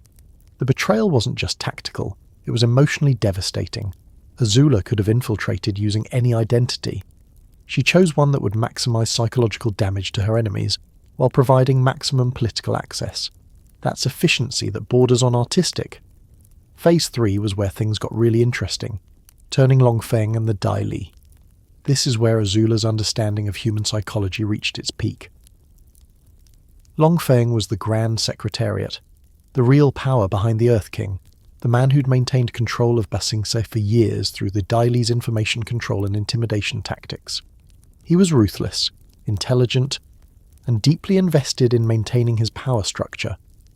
Azula looked at Long Feng and saw exactly what he was, a dictator in all but name, someone who'd positioned himself as indispensable, while keeping the actual monarch ignorant and powerless. She recognized a kindred spirit, someone who valued control above everything else, who understood that power comes from information and fear. And then she proceeded to completely outmaneuver him. Their initial interactions are fascinating. Long Feng tries to establish dominance, position himself as the authority figure, make it clear that he controls Ba Sing Se and she's merely a guest. Azula lets him believe this. She plays the role of a Fire Nation princess who needs his cooperation, who's willing to negotiate, who recognizes his power. This is deliberate misdirection. She's letting Long Feng think he's in control while she studies him, identifies his weaknesses and plans how to destroy his power base. The moment where she turns the Dai Li is absolutely brilliant. Long Feng commands the Dai Li through fear and authority. They follow him because he's their boss, because disobeying means consequences, because the system supports his power. But Azula recognizes that the Dai Li's loyalty to Long Feng is pragmatic, not ideological, so she offers them something better. She demonstrates superior power, lightning generation that none of them can match. She shows tactical brilliance that exceeds Long Feng's planning. She presents herself as a representative of the Fire Nation, which is winning the war and represents the future. But most critically, she breaks their psychological conditioning. The Dai Li operated through information control. They kept secrets, manipulated truth, maintained the illusion that Ba Sing Se was safe. Azula pulls back the curtain and shows them reality. The war is real, the Fire Nation is winning, and their loyalty to a corrupt bureaucrat in a dying system is worthless. She doesn't ask the Dai Li to betray their values. She shows them that their current loyalty is already betraying their self-interest. And then she offers them the chance to align with power instead of weakness, with the winning side instead of the losing one. The Dai Li switch allegiances, and suddenly Azula controls Ba Sing Se's secret police. Long Feng just lost his primary tool of control. He's still trying to figure out what happened when Azula arrests him using his own agents. That's not just defeating an opponent, that's dismantling their entire power structure and turning it against them. It's like playing chess and convincing your opponent's pieces to join your side. Now let's talk about Zuko, because his role in Azula's plan is both strategic and deeply personal. Zuko and Iroh were in Ba Sing Se, refugees hiding from both the Fire Nation and Earth Kingdom authorities. They'd built new lives as tea shop workers, and Zuko was genuinely trying to move on from his obsession with capturing the Avatar. Azula found them. Of course she did. And instead of immediately capturing or exposing them, she saw an opportunity. Zuko represented a valuable asset. He knew the Avatar personally. understood how Team Avatar operated, and still harboured conflicting feelings about honour, redemption, and his place in the world. If Azula could manipulate Zuko into joining her, she'd gain both a powerful ally and devastating psychological leverage over their mutual enemies. The scene where Azula breaks Zuko down is masterful manipulation. She doesn't try to appeal to his Fire Nation loyalty. Zuko's spent too long questioning that. She doesn't try to threaten him. That would just push him toward Iroh's influence. Instead, she offers him exactly what he's always wanted, the chance to go home with honour. She presents it as though their father has forgiven him, as though capturing the Avatar together would restore everything Zuko lost. She knows his deepest vulnerability, his desperate need for Ozai's approval, and she exploits it perfectly. And it works. Not completely, not immediately, but enough. When the final confrontation comes, when Zuko has to choose between Azula and Katara, between the Fire Nation and the Avatar, between his old identity and his new growth, he chooses Azula. This is arguably Azula's most impressive psychological victory. She took her brother, who'd been developing as a person, learning to question the Fire Nation's values, building a healthier relationship with Iroh, and she pulled him back. She reminded him of the boy who just wanted his father's love, and she convinced him that fighting alongside her was the path to getting it. The fact that Zuko would later regret this choice, that this moment represents his lowest point rather than his triumph, doesn't diminish Azula's manipulation. If anything, it proves how effective she was at exploiting his vulnerabilities. The final confrontation in the Crystal Catacombs is where everything comes together. Aang and Katara have infiltrated the palace to stop Azula's plan. Zuko has chosen to side with his sister. The Dai Li have surrounded them. And Azula stands in the centre of it all, conducting the chaos like a symphony. Aang enters the Avatar state, the most powerful force in the bending world, the trump card that should have ended the conflict immediately. For a moment it looks like Azula's entire plan is about to be destroyed by the Avatar's ultimate power, and then Azula shoots him with lightning in the back while he's ascending in the Avatar state. Let's appreciate the tactical brilliance here. Most people facing the Avatar state would panic, would retreat, would accept that they've lost. Azula saw an opening, a brief moment when Aang was vulnerable during the transition into the Avatar state, and she took it without hesitation. That's not just combat skill, that's the ability to maintain perfect clarity under pressure, to identify a split-second opportunity and to execute flawlessly when most people would be paralysed by fear. She lightning bent the Avatar out of the Avatar state, something that shouldn't be possible, and she did it while surrounded by chaos. Aang fell. Katara caught him with water and escaped, but the damage was done. As far as anyone knew in that moment, the Avatar was dead. The Fire Nation's greatest obstacle, the world's last hope, eliminated by a 14-year-old girl with impeccable aim and zero hesitation. This represents the peak of Azula's power and success. She conquered Ba Sing Se, turned its defences against it, broke her brother's moral development, killed the Avatar, and delivered the Earth Kingdom capital to the Fire Nation. One girl, one plan, multiple impossible victories. The coup itself was executed with surgical precision. With the Dai Li under her control, Azula could maintain order while systematically removing all opposition. Long Feng was imprisoned. The Earth King was captured and dethroned. The government structure was dismantled and replaced with Fire Nation administration. There was no battle for Ba Sing Se, no siege, no bombardment, no street fighting. Just a quiet, efficient transfer of power that most citizens didn't even understand was happening until it was already complete. Fire Lord Ozai must have been absolutely thrilled. The city that had resisted 100 years of military assault fell to his daughter's strategic genius in days. This was the kind of victory that changed the entire war. Ba Sing Se represented Earth Kingdom resistance, and with it conquered, Fire Nation victory seemed inevitable. For Azula, this should have been the ultimate triumph. She'd accomplished something no one else could.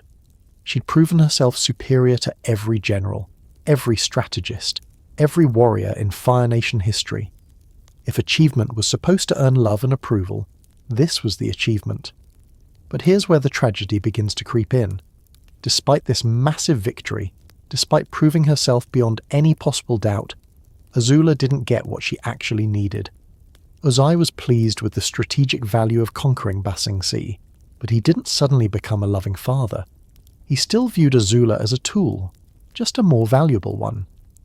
The coup of Ba Sing Se represents Azula at her most dangerous, not because of her combat skills, but because of her strategic genius, her psychological manipulation, and her ability to turn systems against themselves. She understood that the way to conquer Ba Sing Se wasn't through the walls, but through the people, not through military force, but through political subversion.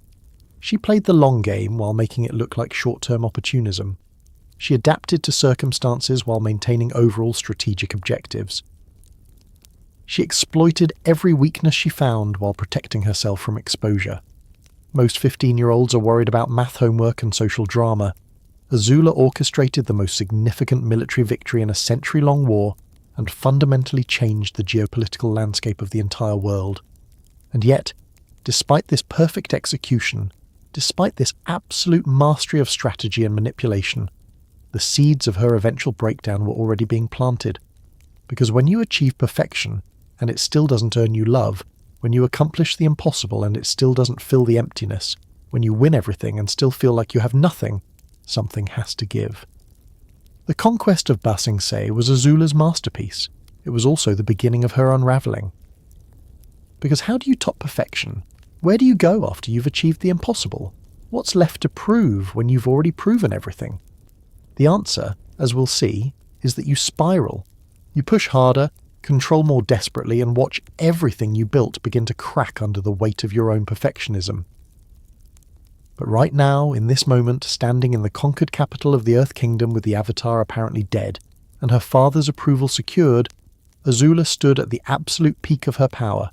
It was the highest point, which meant the only direction left was down, and the fall, when it came, would be absolutely devastating. Coming home should have felt like victory. Azula returned to the Fire Nation having accomplished what no one else could. She conquered Ba Sing Se, apparently killed the Avatar, and delivered the Earth Kingdom's capital to her father like it was a casual gift. She was 14 years old, and she'd just changed the course of the war. Fire Lord Ozai should have thrown a parade, should have celebrated his daughter's unprecedented achievement, should have, at bare minimum, acknowledged that she'd done something historically significant. Instead, he treated it like a performance review where she met expectations. Good job on the conquest. Here's your next assignment. Don't let success make you complacent. No warmth, no pride, no recognition that she'd achieved something extraordinary. Just transactional approval and immediate refocusing on what came next. And this is where the crack started forming. Because Azula had built her entire identity on the premise that perfection would earn love. That if she just achieved enough, accomplished enough, proved herself superior enough, her father would finally give her what she desperately needed. Ba Sing Se was supposed to be the ultimate proof, the achievement that finally made her worthy, but it wasn't enough, because it would never be enough. You can't earn unconditional love through conditional achievements from someone incapable of giving it. And somewhere in Azula's carefully controlled mind, that realization was starting to seep through the walls she'd built. The early signs of deterioration were subtle. Most people wouldn't notice them. Azula was still terrifyingly competent, still strategically brilliant, still dominating every situation she entered. But there were small tells, moments where the control slipped, where the mask cracked just slightly before she rebuilt it. Her interactions with Ozai became more desperate, more performative. She'd always sought his approval, but now there was an edge of anxiety to it. She'd report her successes and watch his face for signs of pleasure, for hints that this achievement might finally be the one that made him proud. And when that recognition didn't come, when he moved immediately to discussing the next mission or next objective, something in her expression would tighten before she forced it back to perfect composure. She started overcompensating in small ways, offering additional strategic insights unprompted, volunteering for missions that didn't require her involvement, making sure Ozai knew about every success and every moment of superiority over potential rivals. It was like watching someone drowning slowly and trying to climb higher on the water. Mai and Ty Lee noticed. They'd spent months with Azula, learned to read her micro-expressions, understood her patterns. And they saw the subtle shifts, the way her smiles became slightly more forced, the way her control became slightly more rigid, The way her responses to minor setbacks became slightly sharper. But they didn't say anything. Because you don't point out vulnerability to someone who views vulnerability as weakness. You especially don't point out vulnerability to someone who has the power to make your life miserable if you displease them. So the crack spread quietly, invisibly, while Azula continued performing perfection for an audience of one who barely watched. Then came the boiling rock, and everything shattered. The boiling rock was the Fire Nation's maximum security prison, built on a volcanic island in the middle of a boiling lake. It was supposed to be impregnable. No one had ever escaped. When Azula learned that Zuko and Sokka had infiltrated the prison to rescue prisoners, she saw an opportunity to capture her brother and deal a blow to Team Avatar simultaneously. She brought Mai and Ty Lee. The three of them had operated as a unit for months. They'd conquered cities together, fought battles together, executed missions with perfect coordination. Azula had no reason to doubt their loyalty, which was her first major miscalculation in years. The confrontation at the Boiling Rock is where years of fear-based loyalty finally hit their breaking point. Zuko and Sokka were escaping with the prisoners. Azula had them cornered. Victory was moments away. And then Mai stepped between Azula and the gondola, throwing knives to cut the line and help the prisoners escape. Mai betrayed her. Mai, who'd followed Azula's orders for months, who'd fought beside her, who'd been her friend in whatever limited way Azula understood friendship, chose Zuko over her. The shock on Azula's face in that moment is telling. She genuinely didn't see this coming. In her understanding of the world, Mai was loyal through fear and self-interest, and both of those factors should have kept her in line. The possibility that Mai might choose love over fear, that she might care about Zuko more than she feared Azula's consequences, it didn't compute. Azula's response is immediate rage. She attacks Mai directly, blue flames meant to kill rather than subdue. This isn't strategic. This is personal, for someone who built her identity on control and prediction. Being surprised by betrayal from a supposed ally is the worst possible outcome, and then comes the line that broke Azula's worldview completely. I love Zuko more than I fear you. Let's sit with that for a moment. Mai, who'd been controlled through fear for months, who'd followed Azula's commands because disobedience meant consequences, who'd positioned herself as loyal, just announced that love is stronger than fear. That caring about someone is more powerful than being afraid of someone else. For Mai, this is a moment of triumph. She's breaking free from an abusive relationship, choosing her own values over imposed control, declaring that love matters more than fear. It's heroic in its way. For Azula, this is apocalyptic. Her entire system of control is built on fear being the most powerful motivator. If love can overcome fear, if people can choose connection over compliance, if relationships based on genuine affection are stronger than relationships based on intimidation, then everything she's built is unstable, because Azula doesn't know how to inspire love. She knows how to inspire fear, respect, awe, desire, but not love. She never learned. And if love is the more powerful force, then she's fundamentally outmatched by people who have something she can't access or replicate.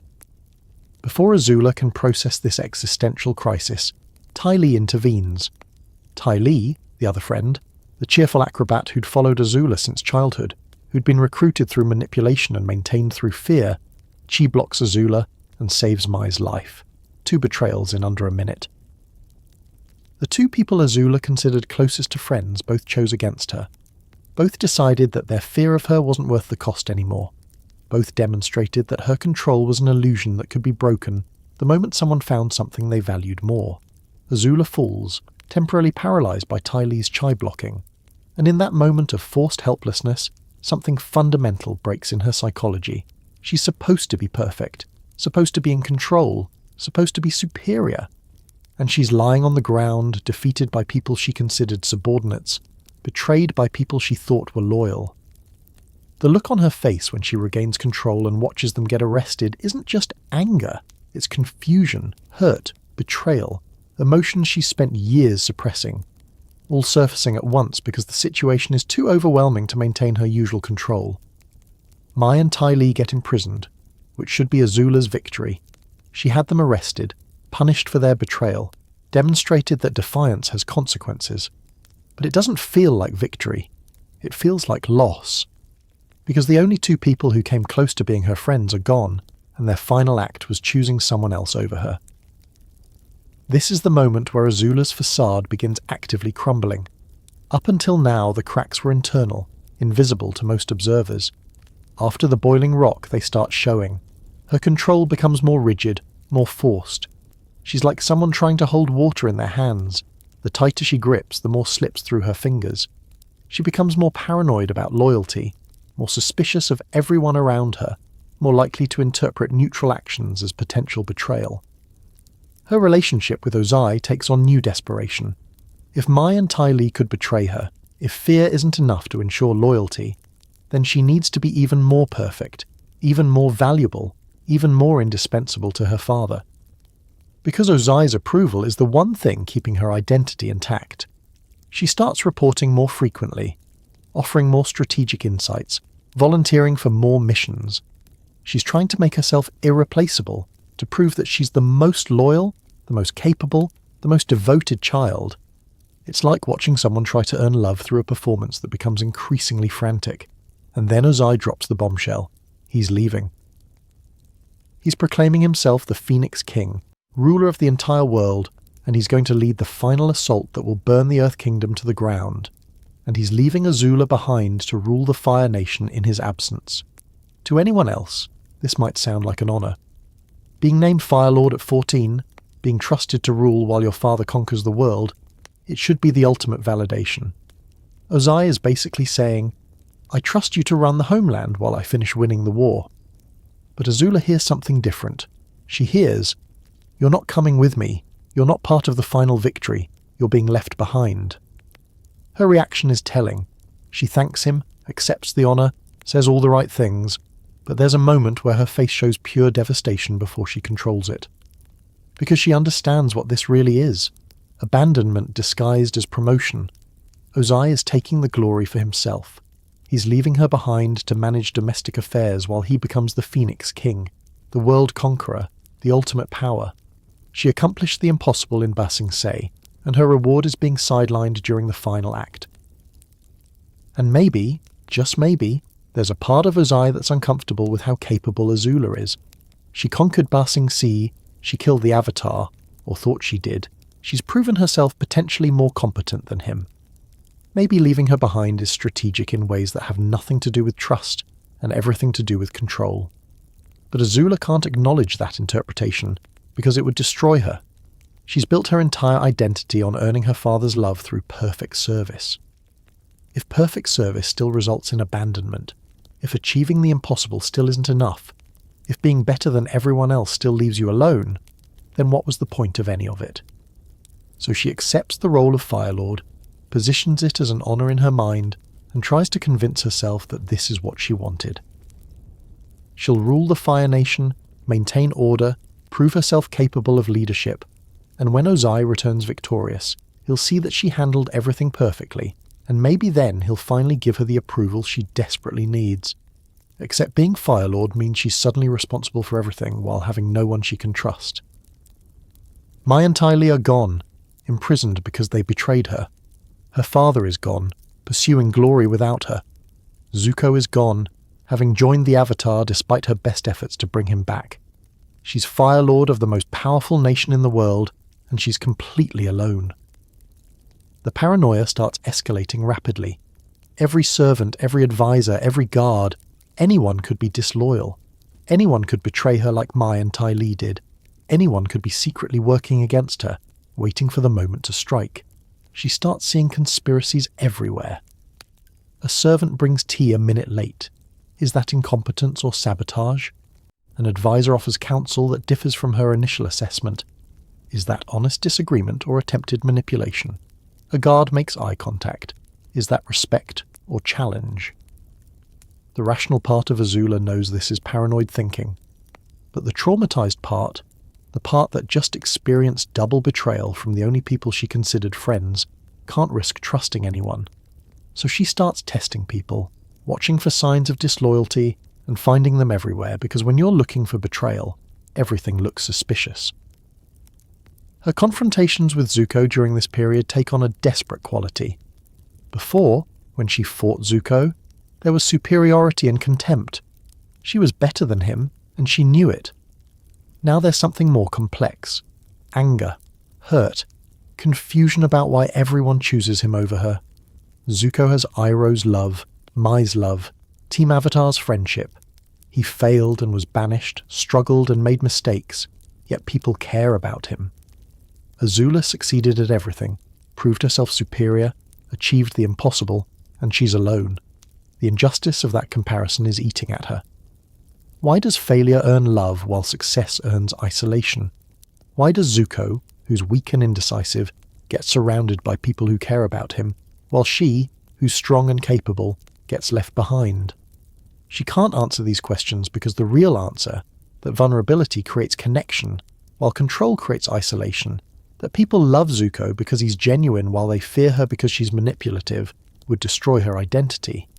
So she displaces the confusion into anger, into determination to prove herself even more superior, into desperate attempts to maintain control of a situation that's spiraling away from her.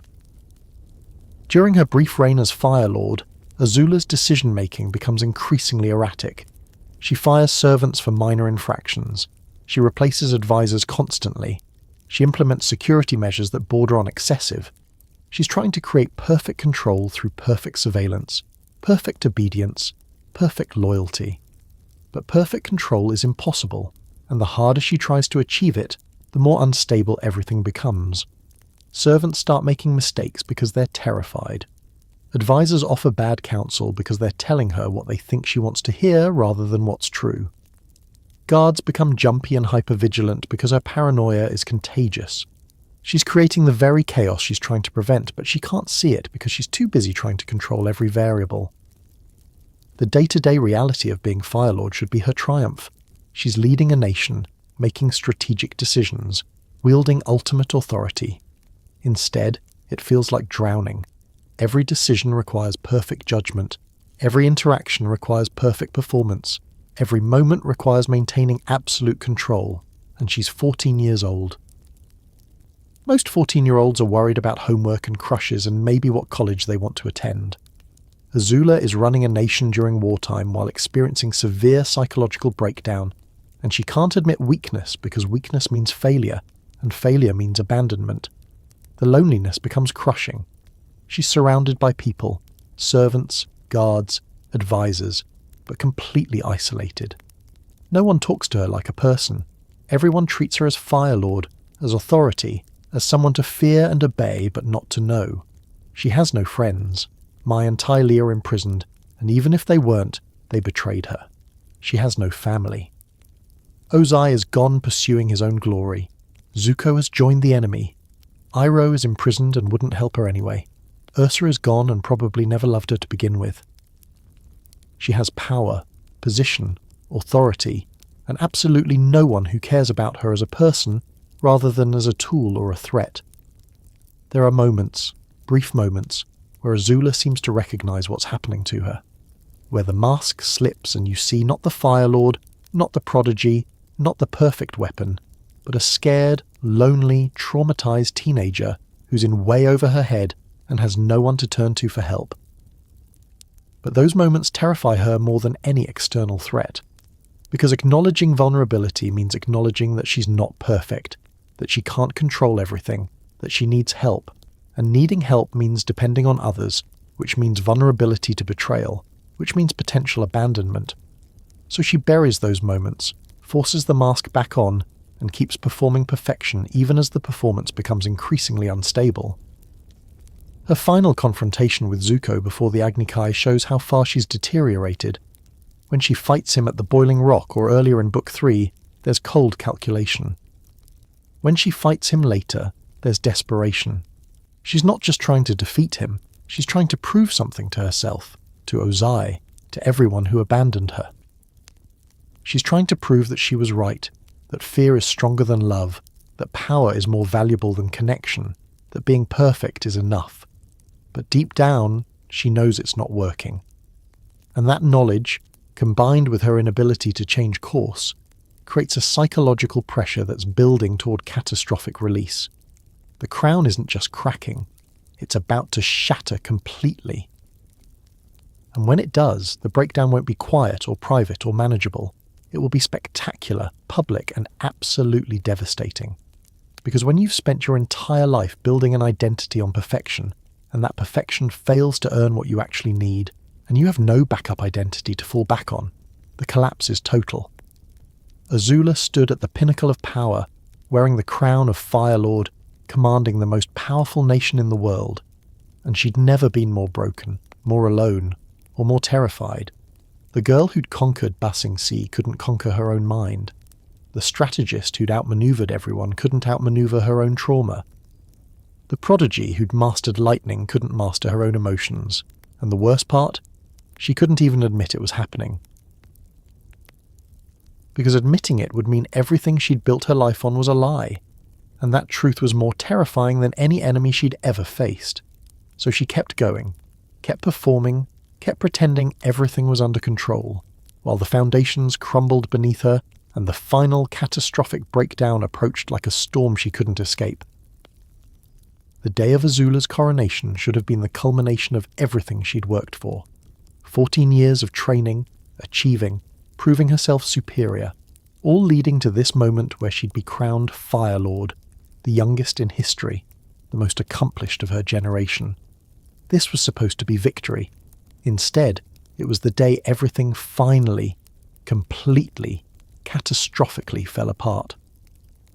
The throne room was nearly empty during the ceremony, not because people weren't invited, but because Azula had systematically banished, fired, or imprisoned almost everyone. The servants who'd served the royal family for years, gone, dismissed for imagined slights or suspected disloyalty. The advisors who'd counselled Fire Lords for decades, banished because their advice might be manipulation. The guards who'd protected the palace, replaced multiple times because anyone could be a traitor. By the time of her coronation, Azula had isolated herself so completely that there was almost no one left to witness her triumph, and the few people who remained were terrified, standing rigid, avoiding eye contact, desperately trying not to give her any reason to perceive them as threats. This should have been a warning sign.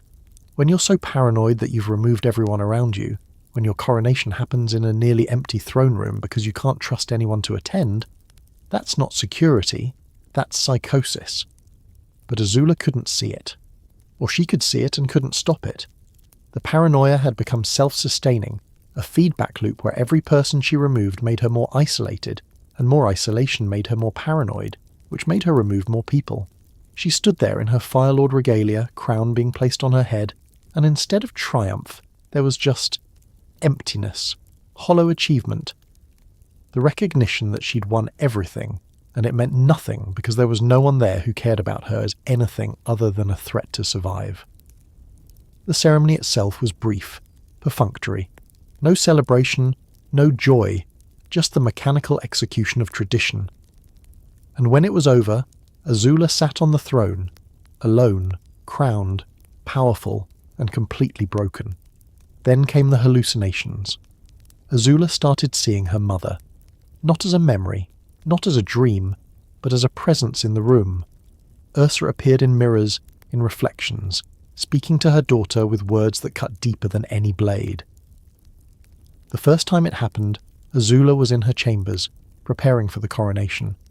She looked in the mirror and saw not just her reflection, but Ursa standing behind her. And Ursa spoke. I didn't want to miss my own daughter's coronation. Azula's response was immediate defensive anger. Don't pretend to act proud. I know what you really think of me. You think I'm a monster. And here's where it gets psychologically devastating. The hallucination of Ursa represents Azula's own internalized voice, her own beliefs about herself projected onto the one person whose love she desperately wanted but never felt she received. This isn't really Ursa talking. This is Azula's mind creating a version of her mother to express the thoughts and fears she can't consciously acknowledge. The hallucination responds with love, with reassurance. I think you're confused. All your life you've used fear to control people, like your father. And Azula's breakdown accelerates. She's hearing her mother's voice telling her that she's loved, but she can't accept it because it contradicts everything she's built her identity on. If Ursa loved her, why did she leave? If love was available, why did Azula spend years earning approval through fear and perfection? The cognitive dissonance is too much. Azula can't reconcile these competing narratives, that she was loved but abandoned, that she's powerful but alone, that she's achieved everything but has nothing. So her mind fractures further. She starts arguing with the hallucination, yelling at empty air, accusing her mother of lies and betrayal. The servants who witness this are terrified. The Fire Lord is having conversations with no one, displaying anger at invisible targets, clearly experiencing a severe psychological episode. But no one intervenes, because intervening means getting close to Azula, and getting close to Azula when she's unstable is potentially fatal. So they watch their Fire Lord descend into madness and do nothing, because self-preservation outweighs compassion. The hair-cutting scene is loaded with symbolism. Azula sits in front of her mirror, preparing for the coronation, and her hair isn't perfect. Strands are out of place, the styling isn't flawless, and for someone whose entire identity is built on perfection, imperfect hair becomes an existential crisis. She dismisses the servant who's been helping her, another person banished for imagined inadequacy, and she takes the scissors herself. She'll fix it, she'll make it perfect. She can do everything herself, she doesn't need anyone, except she can't. Her hands are shaking. The cuts are uneven. Each attempt to fix her hair makes it worse, and she keeps cutting, keeps trying to achieve perfection, while her reflection, or maybe her mother's hallucination, watches with pity. By the time she's done, her hair is a disaster. Uneven, choppy, destroyed. And Azula sits there surrounded by cut hair, holding scissors, staring at her ruined reflection, and something in her face shows that she understands the metaphor. She's been cutting away everything. Relationships, support, stability, trying to achieve perfect control. And she's destroyed herself in the process. But she can't stop. The coronation proceeds. She wears the crown over her ruined hair, and no one says anything because everyone is too terrified. When Zuko and Katara arrive to challenge her, Azula is in full psychotic break. She's barely slept. She's been having hallucinations. She's isolated herself completely. She's worn herself down to a brittle edge where the slightest pressure will shatter her completely. Zuko recognizes immediately that something is wrong. This isn't the sister he's fought before. Cold, calculated, perfectly controlled. This is someone unraveling in real time. Her movements are too sharp, her expressions too volatile, her energy too chaotic. The older Azula would have seen through their plan immediately, would have recognized that Zuko challenging her to an Agni Kai was tactical. He needed to face her alone because Katara's presence would make it 2-on-1, which isn't allowed in traditional fire duels. The older Azula would have refused, forced them both to fight her, and used her tactical superiority. But this Azula, broken and desperate to prove something, accepts immediately. She agrees to the Agni Kai, dismisses Katara from the equation, and positions it as though she's being generous. I'm sorry it has to end this way, brother. There's no calculation in that decision. Just desperate need to prove she's still superior, still in control, still the better sibling. She needs to defeat Zuko in single combat to validate everything she's built her identity on. The Agni Kai itself is heartbreaking to watch because it's not really a fight. It's the final confrontation between two children destroyed by their father's abuse in different ways. Zuko has grown, learned, found balance and purpose. His firebending comes from a healthier place now, not rage and desperation but determination and clarity. He's still not as naturally talented as Azula, but he's centered in ways she can't access. Azula's bending is powerful but chaotic. Her blue flames are as hot as ever, but the control is fractured. She's throwing massive attacks that lack her usual precision. She's fighting aggressively when she should be fighting tactically. She's letting emotions dictate her movements, which is everything she's spent years training herself not to do. The choreography of the fight is stunning. Two prodigies, two styles, two complete approaches to power and control. Zuko uses defensive forms and counterattacks, patient and measured. Azula throws overwhelming offense, trying to end the fight through sheer power, but it's not working. Zuko's holding his own, even gaining advantage, and you can see the panic building in Azula's movements. This isn't supposed to happen. She's always been better than Zuko. Always. Defeating him is a fundamental truth of her existence. If she can't beat Zuko anymore, what does that mean? That all her achievements were meaningless? That perfection wasn't enough? That maybe she was never actually superior, just more willing to sacrifice her humanity for power? These thoughts are visible in her increasingly desperate attacks. She's not fighting strategically anymore.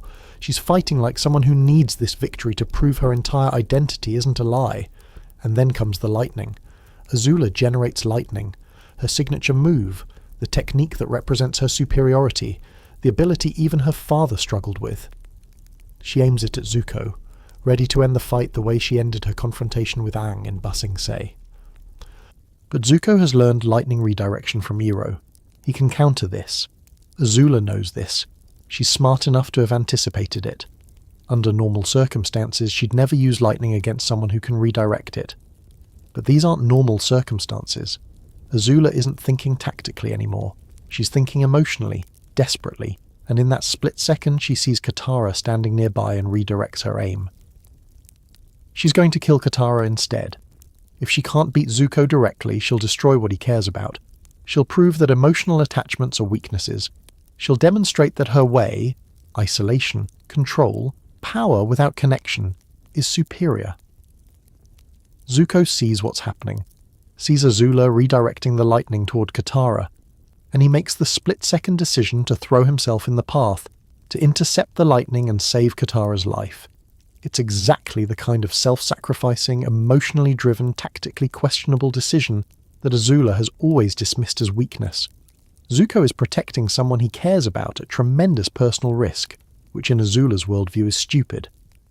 But it's also what makes Zuko capable of inspiring loyalty, of forming genuine connections, of being loved rather than feared.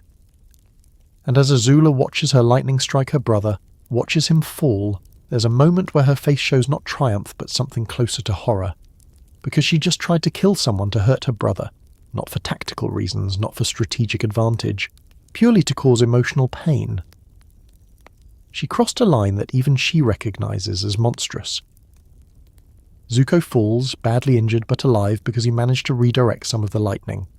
Katara immediately moves to protect him, positioning herself between Zuko's fallen body and Azula, and now it's one-on-one, Azula versus Katara, Fire Lord versus Waterbender, Prodigy versus Master. Under normal circumstances, this fight could go either way. Both are incredibly skilled. But these aren't normal circumstances. Azula is psychologically shattered, physically exhausted, emotionally devastated. Katara is focused, determined, fighting for someone she cares about. The fight is brutal. Azula throws everything she has: blue flames, acrobatic attacks, desperate offensive gambits. Katara uses the environment brilliantly, turning the courtyard's water features into weapons, creating defensive barriers. Staying mobile and adaptable, and slowly, methodically, Katara gains the upper hand. Not because she's more powerful, but because she's more stable. Azula's attacks are strong but increasingly erratic. She's making mistakes, overextending, leaving openings that Katara exploits.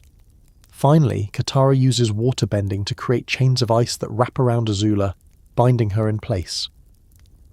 The Fire Lord, the Prodigy, the girl who conquered Ba Sing Se, is trapped, restrained, defeated, and she breaks completely.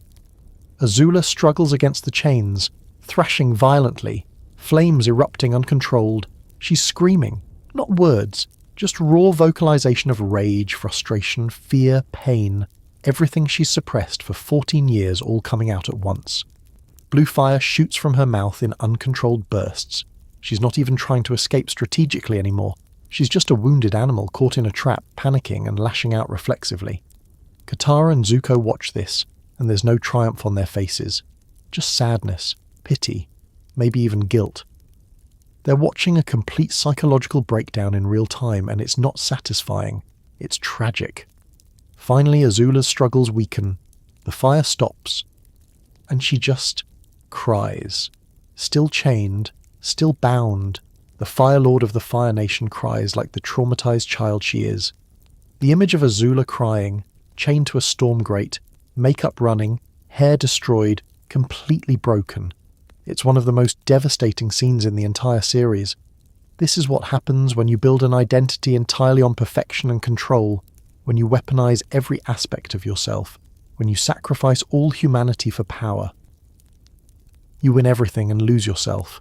You achieve ultimate authority and ultimate isolation. You become Fire Lord and you're still just a lonely, scared child who desperately needed love and got approval instead. Zuko watches his sisters break down and there's no satisfaction. He's seeing what he could have become if he'd stayed on the path their father set.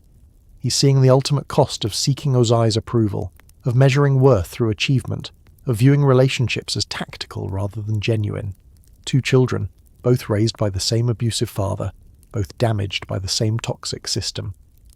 But one found people who offered unconditional love and support. Iroh, eventually Team Avatar, people who cared about him as a person. The other found only conditional approval based on performance, and when performance wasn't enough, she had nothing left. The tragedy isn't just that Azula fell, it's that her fall was inevitable from childhood.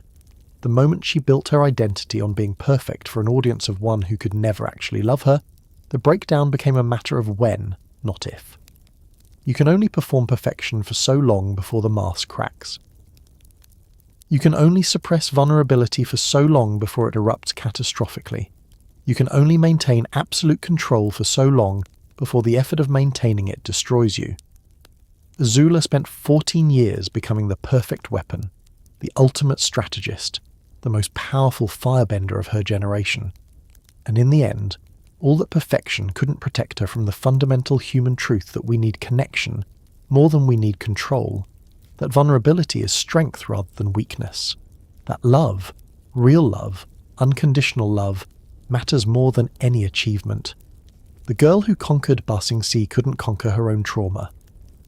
The prodigy who mastered lightning couldn't master her own emotions. The Fire Lord who commanded a nation couldn't command her own mind. And she knelt there, chained and crying, the crown fallen from her head, all her masks destroyed, all her armour shattered, just a broken 14-year-old who never got what she actually needed. This is the cost of perfection pursued at the expense of humanity. This is what happens when achievement becomes identity, and conditional approval becomes the only form of love you understand. This is the endpoint of weaponizing yourself so completely that there's nothing left underneath except wounds that never healed. The final Agni Kai wasn't really about who was the better firebender or the stronger fighter. It was about the inevitable conclusion of two different paths, one toward connection and growth, the other toward isolation and control. Zuko chose healing, even though it was harder. Azula chose perfection, because it felt safer, and in the end, the harder path led to wholeness, while the safer path led to complete breakdown. Watching Azula's final defeat isn't satisfying like defeating a traditional villain. It's watching a tragedy reach its inevitable conclusion. It's seeing a child destroyed by the system that created her, unable to escape patterns she didn't choose, breaking under pressure no one should have to bear. She was a monster. She was absolutely a victim. Both things are true, and that complexity, that uncomfortable truth that someone can be simultaneously perpetrator and victim, dangerous and damaged, monstrous and pitiable, is what makes this scene so powerful. The blue flames that once represented her superiority now just look like the desperate fire of someone drowning. The lightning that proved her mastery now seems like a weapon turned on herself. The crown that should have been triumph became just another weight crushing someone already too fragile to bear it. And in the end, all that remained was a crying, chained child, perfect and powerful and absolutely devastatingly broken. When the war ended and Zuko became Fire Lord, one of his first decisions was determining what to do with Azula. She couldn't be left free. She was too dangerous, too unstable, too likely to attempt another coup or assassination. But she also couldn't be executed. She was 14, his sister, and despite everything, Zuko still saw her as a victim of their father's abuse. So Azula ended up in a mental institution. Not a prison, not a dungeon, a facility designed to treat psychological disorders. Which sounds humane until you remember that mental health treatment in a feudal society probably isn't exactly up to modern standards. We're talking ancient world psychiatry here, which historically has been less compassionate care and more Maybe if we're really nice to the scary person, they'll stop being scary. The institution became Azula's new prison, but this time the chains were medical supervision and therapeutic intervention rather than ice and metal. She had a room, caregivers, presumably some form of treatment plan. What she didn't have was freedom, power, or any of the control that had defined her existence. For someone who built their entire identity on perfect control, being institutionalized must have been psychological torture. Every aspect of her life was now determined by others. When she ate, when she slept, who she could see, what she could do, all dictated by doctors and orderlies who viewed her as a patient rather than a person, a problem to be managed rather than a fire lord to be obeyed. The early days in the institution were reportedly volatile. Azula didn't transition smoothly from fire lord orchestrating coups to patient accepting therapeutic intervention. She fought staff, refused treatment, insisted she was fine, and everyone else was the problem. Classic denial, but also understandable. Accepting that she needed help meant accepting that she wasn't perfect, that she'd failed, that everything she'd built her identity on had collapsed. Zuko visited. Not often, because ruling a post-war nation keeps you busy, but he came. And these visits were complicated, because what do you say to the sister who tried to kill you multiple times, who betrayed you, who embodied everything toxic about your upbringing, but who's also clearly a victim of the same abuse that nearly destroyed you? Zuko tried to bridge that gap. He'd express concern, ask about her treatment, maybe talk about childhood memories before everything went wrong, and Azula would manipulate, test, probe for weaknesses. Old habits don't die easily, especially when manipulation is the only form of interaction you understand. Sometimes she'd be lucid and almost vulnerable, showing glimpses of the sister Zuko barely remembered. Other times she'd be hostile and accusatory, blaming him for her situation. And sometimes she'd just be empty, staring at nothing, responding to nothing, lost in whatever internal landscape her fractured mind created. The question hanging over everything was, could Azula be helped? Was this breakdown something she could recover from, or had the damage gone too deep? Could someone who'd weaponized every aspect of themselves learn to be human again? That question became central when Zuko needed Azula's help finding their mother. The Search is the comic trilogy that explores this dynamic, and it's absolutely wild. Zuko discovered that Ursa was alive, living under a new identity with no memories of her previous life. To find her, he needed someone who knew the palace secrets, understood the political machinations, and remembered details from that time period. He needed Azula. Specifically, he needed the part of Azula that was brilliant and strategic, while somehow managing the part that was unstable and dangerous. This is like asking a tiger to help you find something while also trying to make sure it doesn't eat you. Azula agreed to help, but she had conditions. She wanted out of the institution. She wanted freedom to travel with them, and she wanted to find their mother too. Though her motivations were murkier, was it genuine desire for reconciliation, or was she planning something? Probably both. With Azula, it's always both. The journey to find Ursa showed a different side of Azula, still dangerous, still manipulative, but also genuinely invested in finding their mother. She had questions, resentments, a desperate need to understand why Ursa left, why she never came back, whether she ever actually loved her daughter. But Azula being Azula, she couldn't just process these emotions healthily. Instead, she'd probe them through manipulation, test boundaries through betrayal, and express vulnerability through aggression. She'd help the group make progress toward finding Ursa, then sabotage things when it felt like they were getting too close. She'd show genuine emotion, then immediately weaponize it. Traveling with Team Avatar and Zuko meant Azula was suddenly surrounded by people who embodied everything she'd been taught to view as weakness. Katara and Sokka cared about each other openly. Aang showed compassion even to enemies. Zuko was trying to be a better person through vulnerability and growth, and Azula watched all of this with a mixture of contempt, confusion, and maybe, just maybe, a tiny bit of longing. Because these people were happy. They had genuine connections, they trusted each other, and despite all her superiority, all her power, all her achievements, Azula had never had what they had so easily.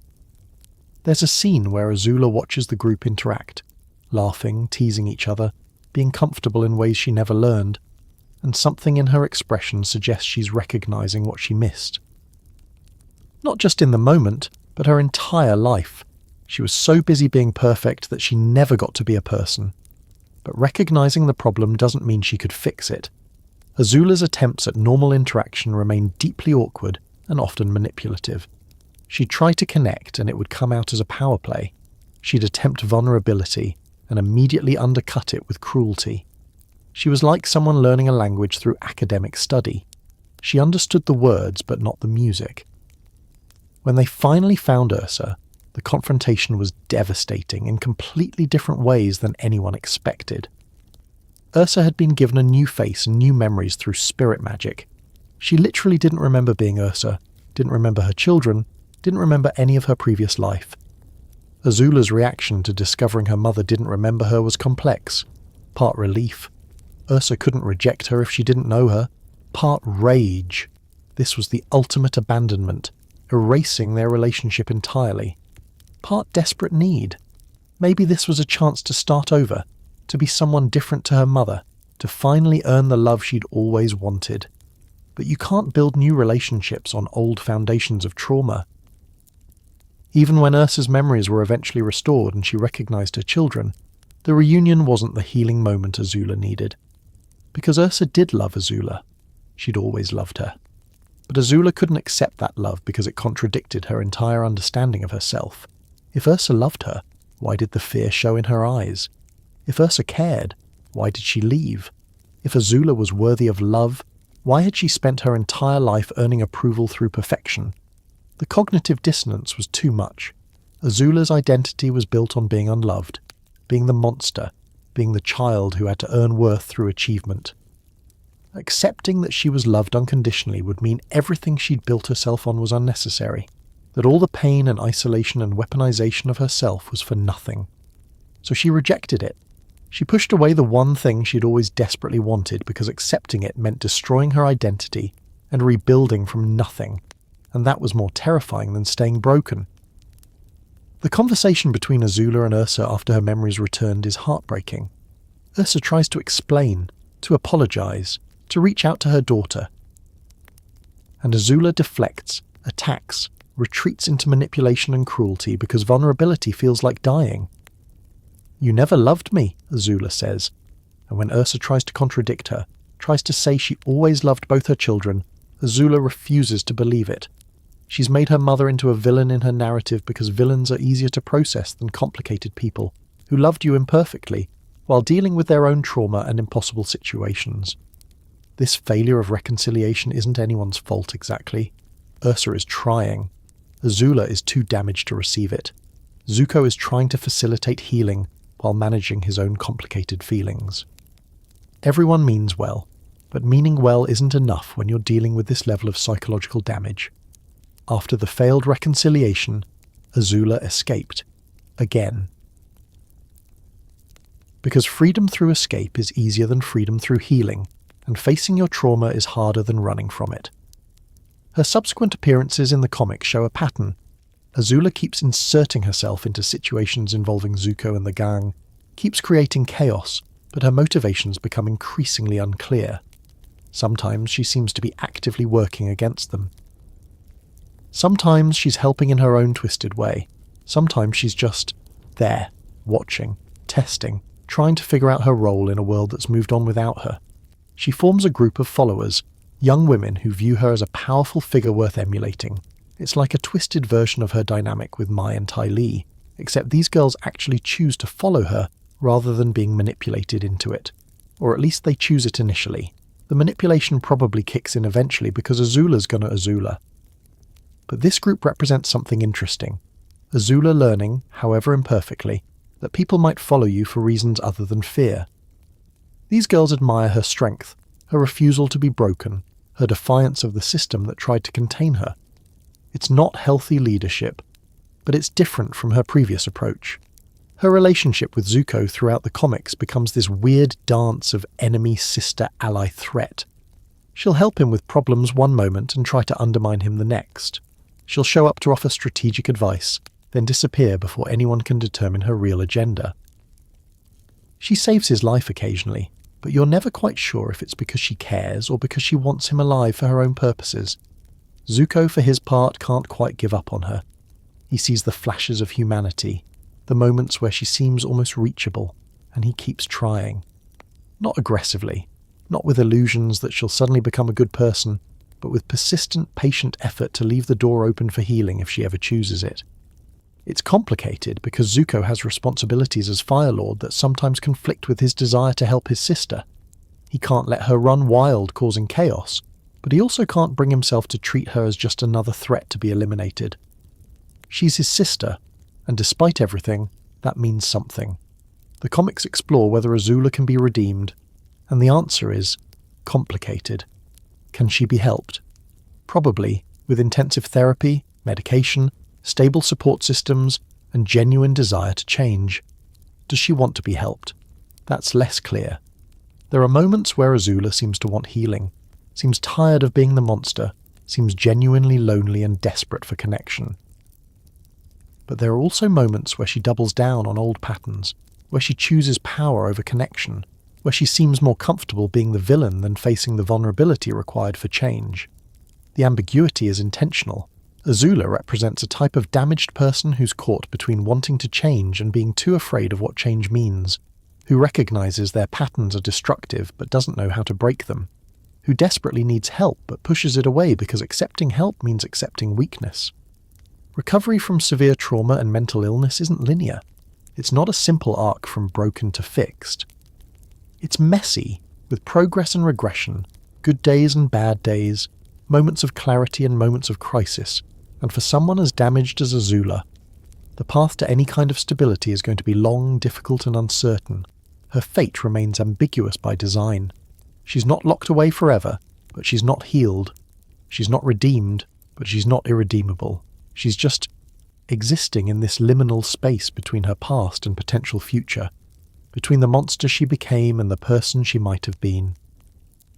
Some fans want Azula to get a full redemption arc, to heal and become a hero. Others think she's too damaged, that some things can't be fixed. The reality is probably somewhere in between. She's unlikely to become a traditional hero, but she's also more than just a villain. She's a cautionary tale about what happens when children are weaponized by systems and families that value power over humanity. She's a study in how trauma creates cycles of abuse that victims perpetuate, even while suffering from them. She's a reminder that understanding why someone became a monster doesn't excuse their actions, but does complicate simple judgments. The comics give Azula something the show couldn't. Time. Time to exist beyond her breakdown. To try and fail and try again at being something other than a perfect weapon or a broken child. Time to, maybe, eventually, find some version of peace that isn't predicated on perfection or control. But that time hasn't led to easy answers or clean resolutions, because real trauma doesn't resolve neatly. Real recovery takes years, decades, sometimes a lifetime. And real people are complicated, capable of growth and regression, deserving of compassion while also being responsible for their choices. Azula after the fall is somehow more tragic than Azula during her reign of terror. At least when she was conquering Ba Sing Se, she had purpose, direction, the illusion of control. Now she's just free-falling, caught between who she was and who she might become, unable to embrace either fully. She's free but fractured, powerful but purposeless, alive but not really living. And watching her navigate this post-breakdown existence is like watching someone try to rebuild a house while the foundation is still crumbling. The question, can Azula be saved, misses the point. The better question is, does Azula want to be saved, and is she willing to do the work required? And the answer to that question keeps changing depending on which day you ask her, which Azula is answering, the one who's tired of being broken, or the one who's too scared to change. Maybe she'll find healing eventually. Maybe she'll remain in this liminal space forever. Maybe she'll regress completely and become the villain again. The comics leave all these possibilities open because Azula's story isn't about redemption. It's about the messy, complicated reality of surviving severe trauma and trying to figure out what comes next when everything you built yourself on has collapsed.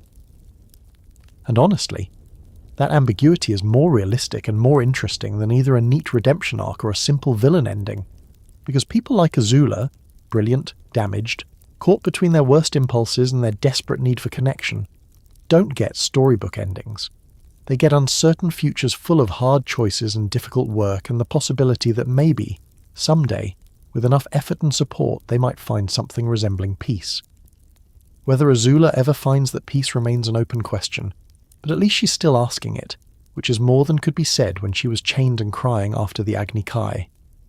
Progress, even microscopic progress, is still movement forward. And for someone who spent 14 years moving in entirely the wrong direction, any forward movement might actually count as a minor miracle. Here's something wild to consider. Azula had maybe 40 minutes of total screen time across 3 seasons of Avatar. 40 minutes. And yet decades later, she's still dominating conversations about villain writing, character psychology, and the representation of mental illness in media. She's inspired countless video essays, academic papers, cosplay interpretations, and heated fandom debates that show no signs of stopping. That's not just good character design. That's cultural impact that transcends the medium. To understand why Azula remains one of the most compelling antagonists in animation history, we need to look at what made her different from the villain landscape that existed before her. When Avatar premiered in 2005, children's animation was dominated by fairly straightforward antagonists. You had your power-hungry sorcerers, your misunderstood creatures who just needed friendship, your comic relief bad guys who were more incompetent than threatening. And then there was Azula, a 14-year-old girl who was terrifying not because she had phenomenal cosmic power or an army of darkness, but because she was smarter than everyone else in the room and completely willing to exploit that advantage. She represented a type of villain that children's media rarely portrayed, the competent, psychologically complex antagonist whose motivations were rooted in recognizable trauma rather than abstract evil. She was scary because she was real. Not literally real, blue fire and lightning bending aren't exactly common, but psychologically real. Every child who grew up seeking a parent's approval, competing with siblings, building their self-worth on achievement rather than inherent value, they saw something familiar in Azula, something uncomfortable, maybe even something of themselves. That recognition is what separates memorable villains from forgettable ones. We remember Azula because we understand her, even when we're horrified by her actions. We see the logic in her choices, even when those choices are monstrous. We recognize the pain driving her behavior, even when that pain doesn't excuse the harm she causes. The complexity Azula brought to the Fire Nation narrative cannot be overstated. Before her, the Fire Nation was presented fairly monolithically. The evil empire, the bad guys, the nation that started the war. Characters like Zuko and Iroh began complicating that narrative, showing that Fire Nation citizens could question their nation's actions and choose differently. But Azula complicated it from the other direction. She showed how the Fire Nation's toxic ideology damaged even its supposed beneficiaries. She demonstrated that being on the winning side of an imperial system doesn't protect you from that system's cruelty. She proved that the Fire Nation's values, power, control, dominance, perfection, destroyed the very people who embodied them most successfully. Azula is what happens when you win at a game that was designed to break you. She achieved everything the Fire Nation told her to achieve, became everything they told her to become, and it destroyed her. That's a profound critique of imperialism, fascism, and toxic achievement culture, wrapped in the package of a 14-year-old firebending prodigy. The fandom's relationship with Azula is fascinating and sometimes contentious. There are ongoing debates about whether she's redeemable, whether she deserves sympathy, whether understanding her trauma means excusing her actions. These debates have been happening since 2008 and show no signs of resolution. Some fans view Azula as an irredeemable monster whose actions, attempting to kill multiple people, orchestrating coups, manipulating everyone around her, disqualify her from sympathy. They argue that having a tragic backstory doesn't erase responsibility for harmful actions, and that Azula made choices that put her beyond redemption. Other fans see her as fundamentally a victim whose actions were shaped by circumstances beyond her control. They emphasize her age, her lack of healthy role models, the systematic abuse she experienced, and argue that she deserves the same compassion and opportunities for growth that Zuko received. The reality, as with most complex characters, is that both perspectives have merit. Azula is simultaneously victim and perpetrator, damaged and dangerous, deserving of compassion while also being responsible for her choices. The fact that she can be both things at once, that understanding her doesn't require excusing her, and holding her accountable doesn't require ignoring her trauma, is part of what makes her such a rich character. This debate itself is valuable because it forces audiences to grapple with uncomfortable questions about accountability, redemption, and how we judge people who cause harm while being harmed. There are no easy answers, which is exactly the point. The influence Azula had on subsequent villain writing is visible throughout animated media. You can see echoes of her in characters like Catra from She-Ra and the Princesses of Power, another abuse victim turned antagonist whose actions come from trauma but still cause real harm. You can see her influence in the legend of Korra's Kuvira, who shares Azula's tactical brilliance and belief that control equals security. Kuvira, particularly, feels like a spiritual successor to Azula. Both are young women who rose to power through competence and control. Both believe in authoritarian solutions to chaotic problems. Both are products of systems that valued them for their utility rather than their humanity. The difference is that Kuvira gets a more explicit redemption arc, perhaps because the writers learned from fan responses to Azula's ambiguous ending. But Azula's influence extends beyond direct character parallels. She changed what villains in children's media could be. After Azula, it became more acceptable to have antagonists who were genuinely threatening, psychologically complex, and motivated by recognizable trauma.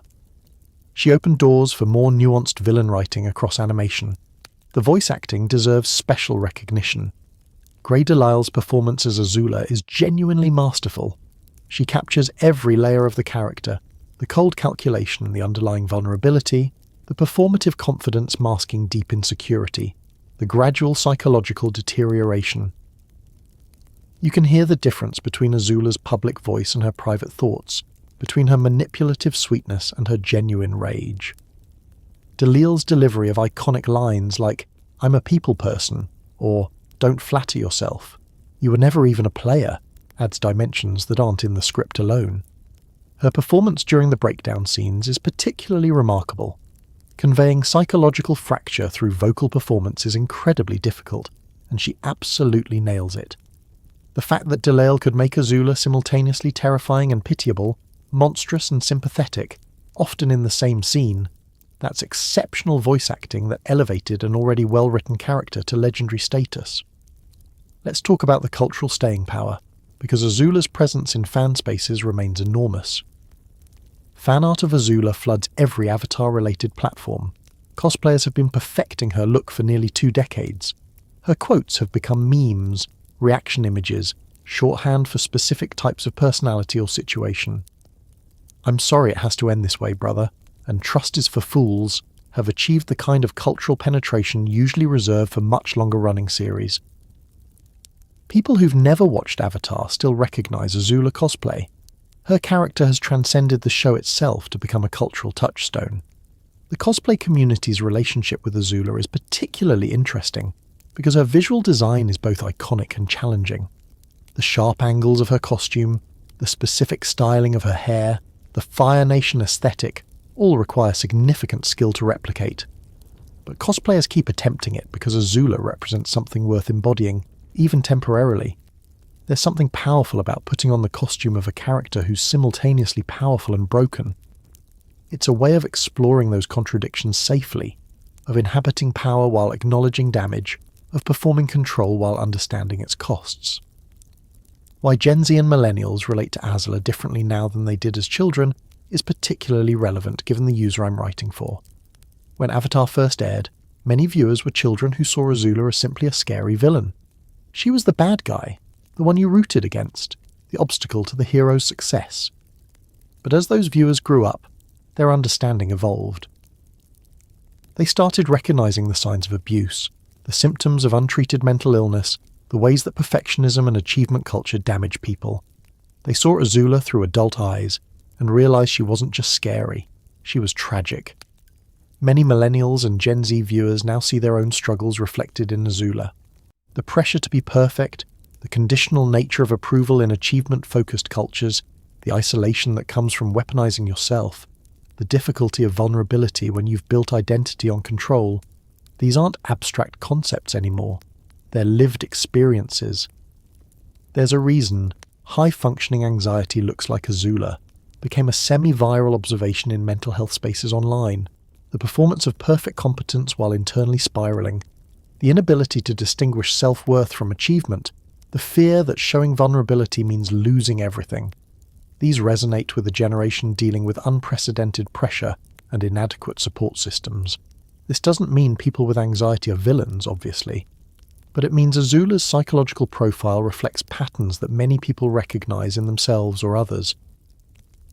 The specifics are fantastical.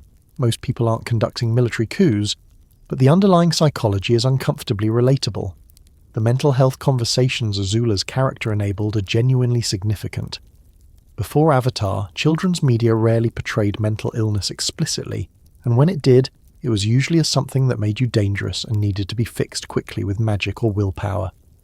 Azula's breakdown is portrayed as tragic rather than monstrous. Yes, she's dangerous. Yes, she needs to be stopped. But the narrative treats her psychological suffering as genuine suffering, not just as villain pathology.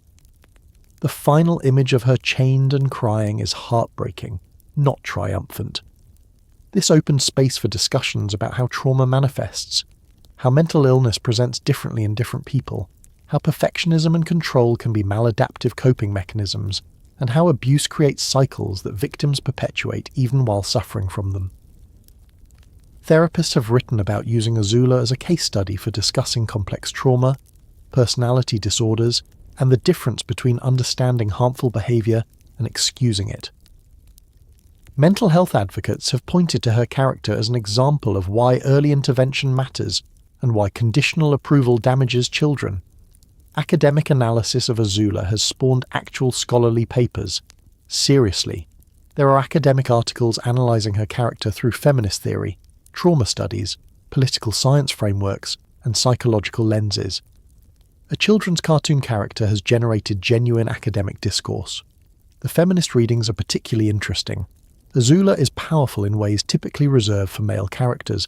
She's not powerful because of magic gifts or divine intervention, but because of competence, intelligence, and strategic thinking.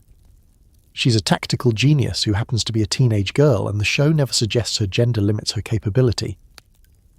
But she's also a victim of patriarchal systems. Ozai values her only as a tool. The Fire Nation's militaristic culture damages her specifically because she's too good at embodying its toxic values. Her performance of femininity, the makeup, the hair, the voice, is weaponized rather than authentic. She's powerful within a system that still ultimately controls and damages her. Some feminist analyses celebrate Azula as a powerful female character who refuses to be limited by gender expectations. Others critique how her power comes at the cost of everything traditionally feminine: connection, vulnerability, emotional authenticity. Both readings have validity, which again speaks to the character's complexity. Video essays about Azula are a genre unto themselves. YouTube is filled with hours of content analysing her character, her psychology, her impact, her fights, her relationships, her representation of mental illness. Some of these videos have millions of views. People will watch 90-minute video essays about the psychological development of a cartoon character because Azula is that compelling. These essays range from professional psychology breakdowns to narrative analysis to feminist critiques to personal reflections on what Azula meant to viewers. The diversity of approaches and perspectives, all finding rich material in her character, demonstrates just how much depth the writers packed into relatively limited screen time. What Azula taught us about trauma, power, and the cost of perfection extends beyond media criticism into life lessons. She's a cautionary tale that resonates precisely because the specifics are fantastical, but the core truth is universal. You cannot achieve your way into being worthy of love, and trying to do so will destroy you. She demonstrates that perfection is a prison, not a goal. That control is often just fear in disguise. That weaponizing yourself means you end up being the first casualty. That conditional approval isn't love, and mistaking one for the other creates wounds that never heal properly. She shows us that understanding why someone became harmful doesn't erase the harm they caused, but it does complicate simple judgments about good and evil. That systems create the people who perpetuate them, and breaking those cycles requires recognizing patterns we'd rather ignore. She proves that you can be simultaneously powerful and helpless, brilliant and broken, terrifying and pitiable. That human beings contain multitudes, and those multitudes can include contradictions that don't resolve neatly. The specific lesson about perfectionism is particularly relevant in contemporary culture. We live in an era of curated social media personas, achievement-focused education systems, and constant pressure to optimize every aspect of ourselves. The message that perfection is achievable if you just work hard enough is everywhere. Azula's breakdown is a counter-narrative to that message. She achieved perfection by every metric her culture valued, and it didn't protect her from psychological destruction. If anything, the pursuit of perfection accelerated her breakdown because it required suppressing everything human about herself. That's a powerful message for generations dealing with unprecedented pressure to perform, achieve, optimize, and perfect themselves. Azula is what happens at the endpoint of that path, and it's not pretty. Her influence on discussions about child soldiers and militarization of children is less commonly discussed but equally important. Azula was weaponized from childhood, trained as a tool, valued for utility, shaped into a weapon by the adults responsible for her care. She's a child soldier in everything but name. The fact that we can recognize this while still holding her accountable for her actions creates important conversations about how we view children used by militaristic systems, whether in fiction or reality. How do we balance compassion for child soldiers with accountability for actions they take? How do we dismantle systems that create them while helping individuals recover? These aren't easy questions, and Azula doesn't provide easy answers, but she makes us ask them, which is valuable in itself. The iconic nature of specific scenes and quotes cannot be overstated. "I'm sorry it has to end this way, brother," before the Agni Kai. "Trust is for fools. Fear is the only reliable way. My own mother thought I was a monster. She was right, of course, but it still hurt. I can see your whole history in your eyes. You were born with nothing, so you've had to struggle and connive and claw your way to power." Each of these lines carries weight beyond their immediate context. They've become shorthand for specific emotional experiences, relationship dynamics, and psychological truths. They're quotable not just because they sound cool, but because they capture something essential about human nature. The final Agni Kai, with its haunting music and tragic choreography, has been analysed frame by frame, discussed endlessly, and recognised as one of the most emotionally powerful sequences in animated television. It's not a triumphant victory, it's a tragedy in real time, and audiences recognise that. Azula's legacy is ultimately about what she represents: the cost of perfection, the tragedy of weaponized children, the complexity of accountability and compassion, the ways that trauma perpetuates itself, and the uncomfortable truth that monsters are made, not born. She's a character who refuses simple categorization. You can't just call her a villain and move on. You can't just call her a victim and excuse everything. She exists in the uncomfortable space between those categories, forcing us to hold multiple truths simultaneously. And that complexity, that refusal to be simple, that insistence on being fully human even while being monstrous, that's what makes her legendary. Nearly 2 decades after her first appearance, Azula remains relevant because the issues she embodies remain relevant. Achievement culture hasn't disappeared, it's intensified. Mental health awareness has improved, but stigma persists. We're still grappling with how to balance accountability and compassion, how to break cycles of abuse, how to help people who are simultaneously victims and perpetrators. Azula doesn't provide answers to these questions, but she makes us ask them, makes us sit with their complexity, makes us acknowledge that sometimes there are no easy answers. And in a media landscape often built on simple morality and clear resolutions, that ambiguity is both uncomfortable and essential. So what does Azula mean to you? Has your understanding of her character evolved as you've grown? Do you see her as a cautionary tale, a tragic figure, a complex villain, or something else entirely? How has your own experience with perfectionism, achievement culture, family dynamics, or mental health shaped how you view her story? These aren't rhetorical questions. Azula's character is a mirror that reflects different things for different people at different times. The version of Azula that resonates with a stressed high schooler is different from the version that resonates with a burnt-out professional. different from the version that resonates with someone in therapy processing family trauma. She contains multitudes, and our relationship with those multitudes says as much about us as it does about her.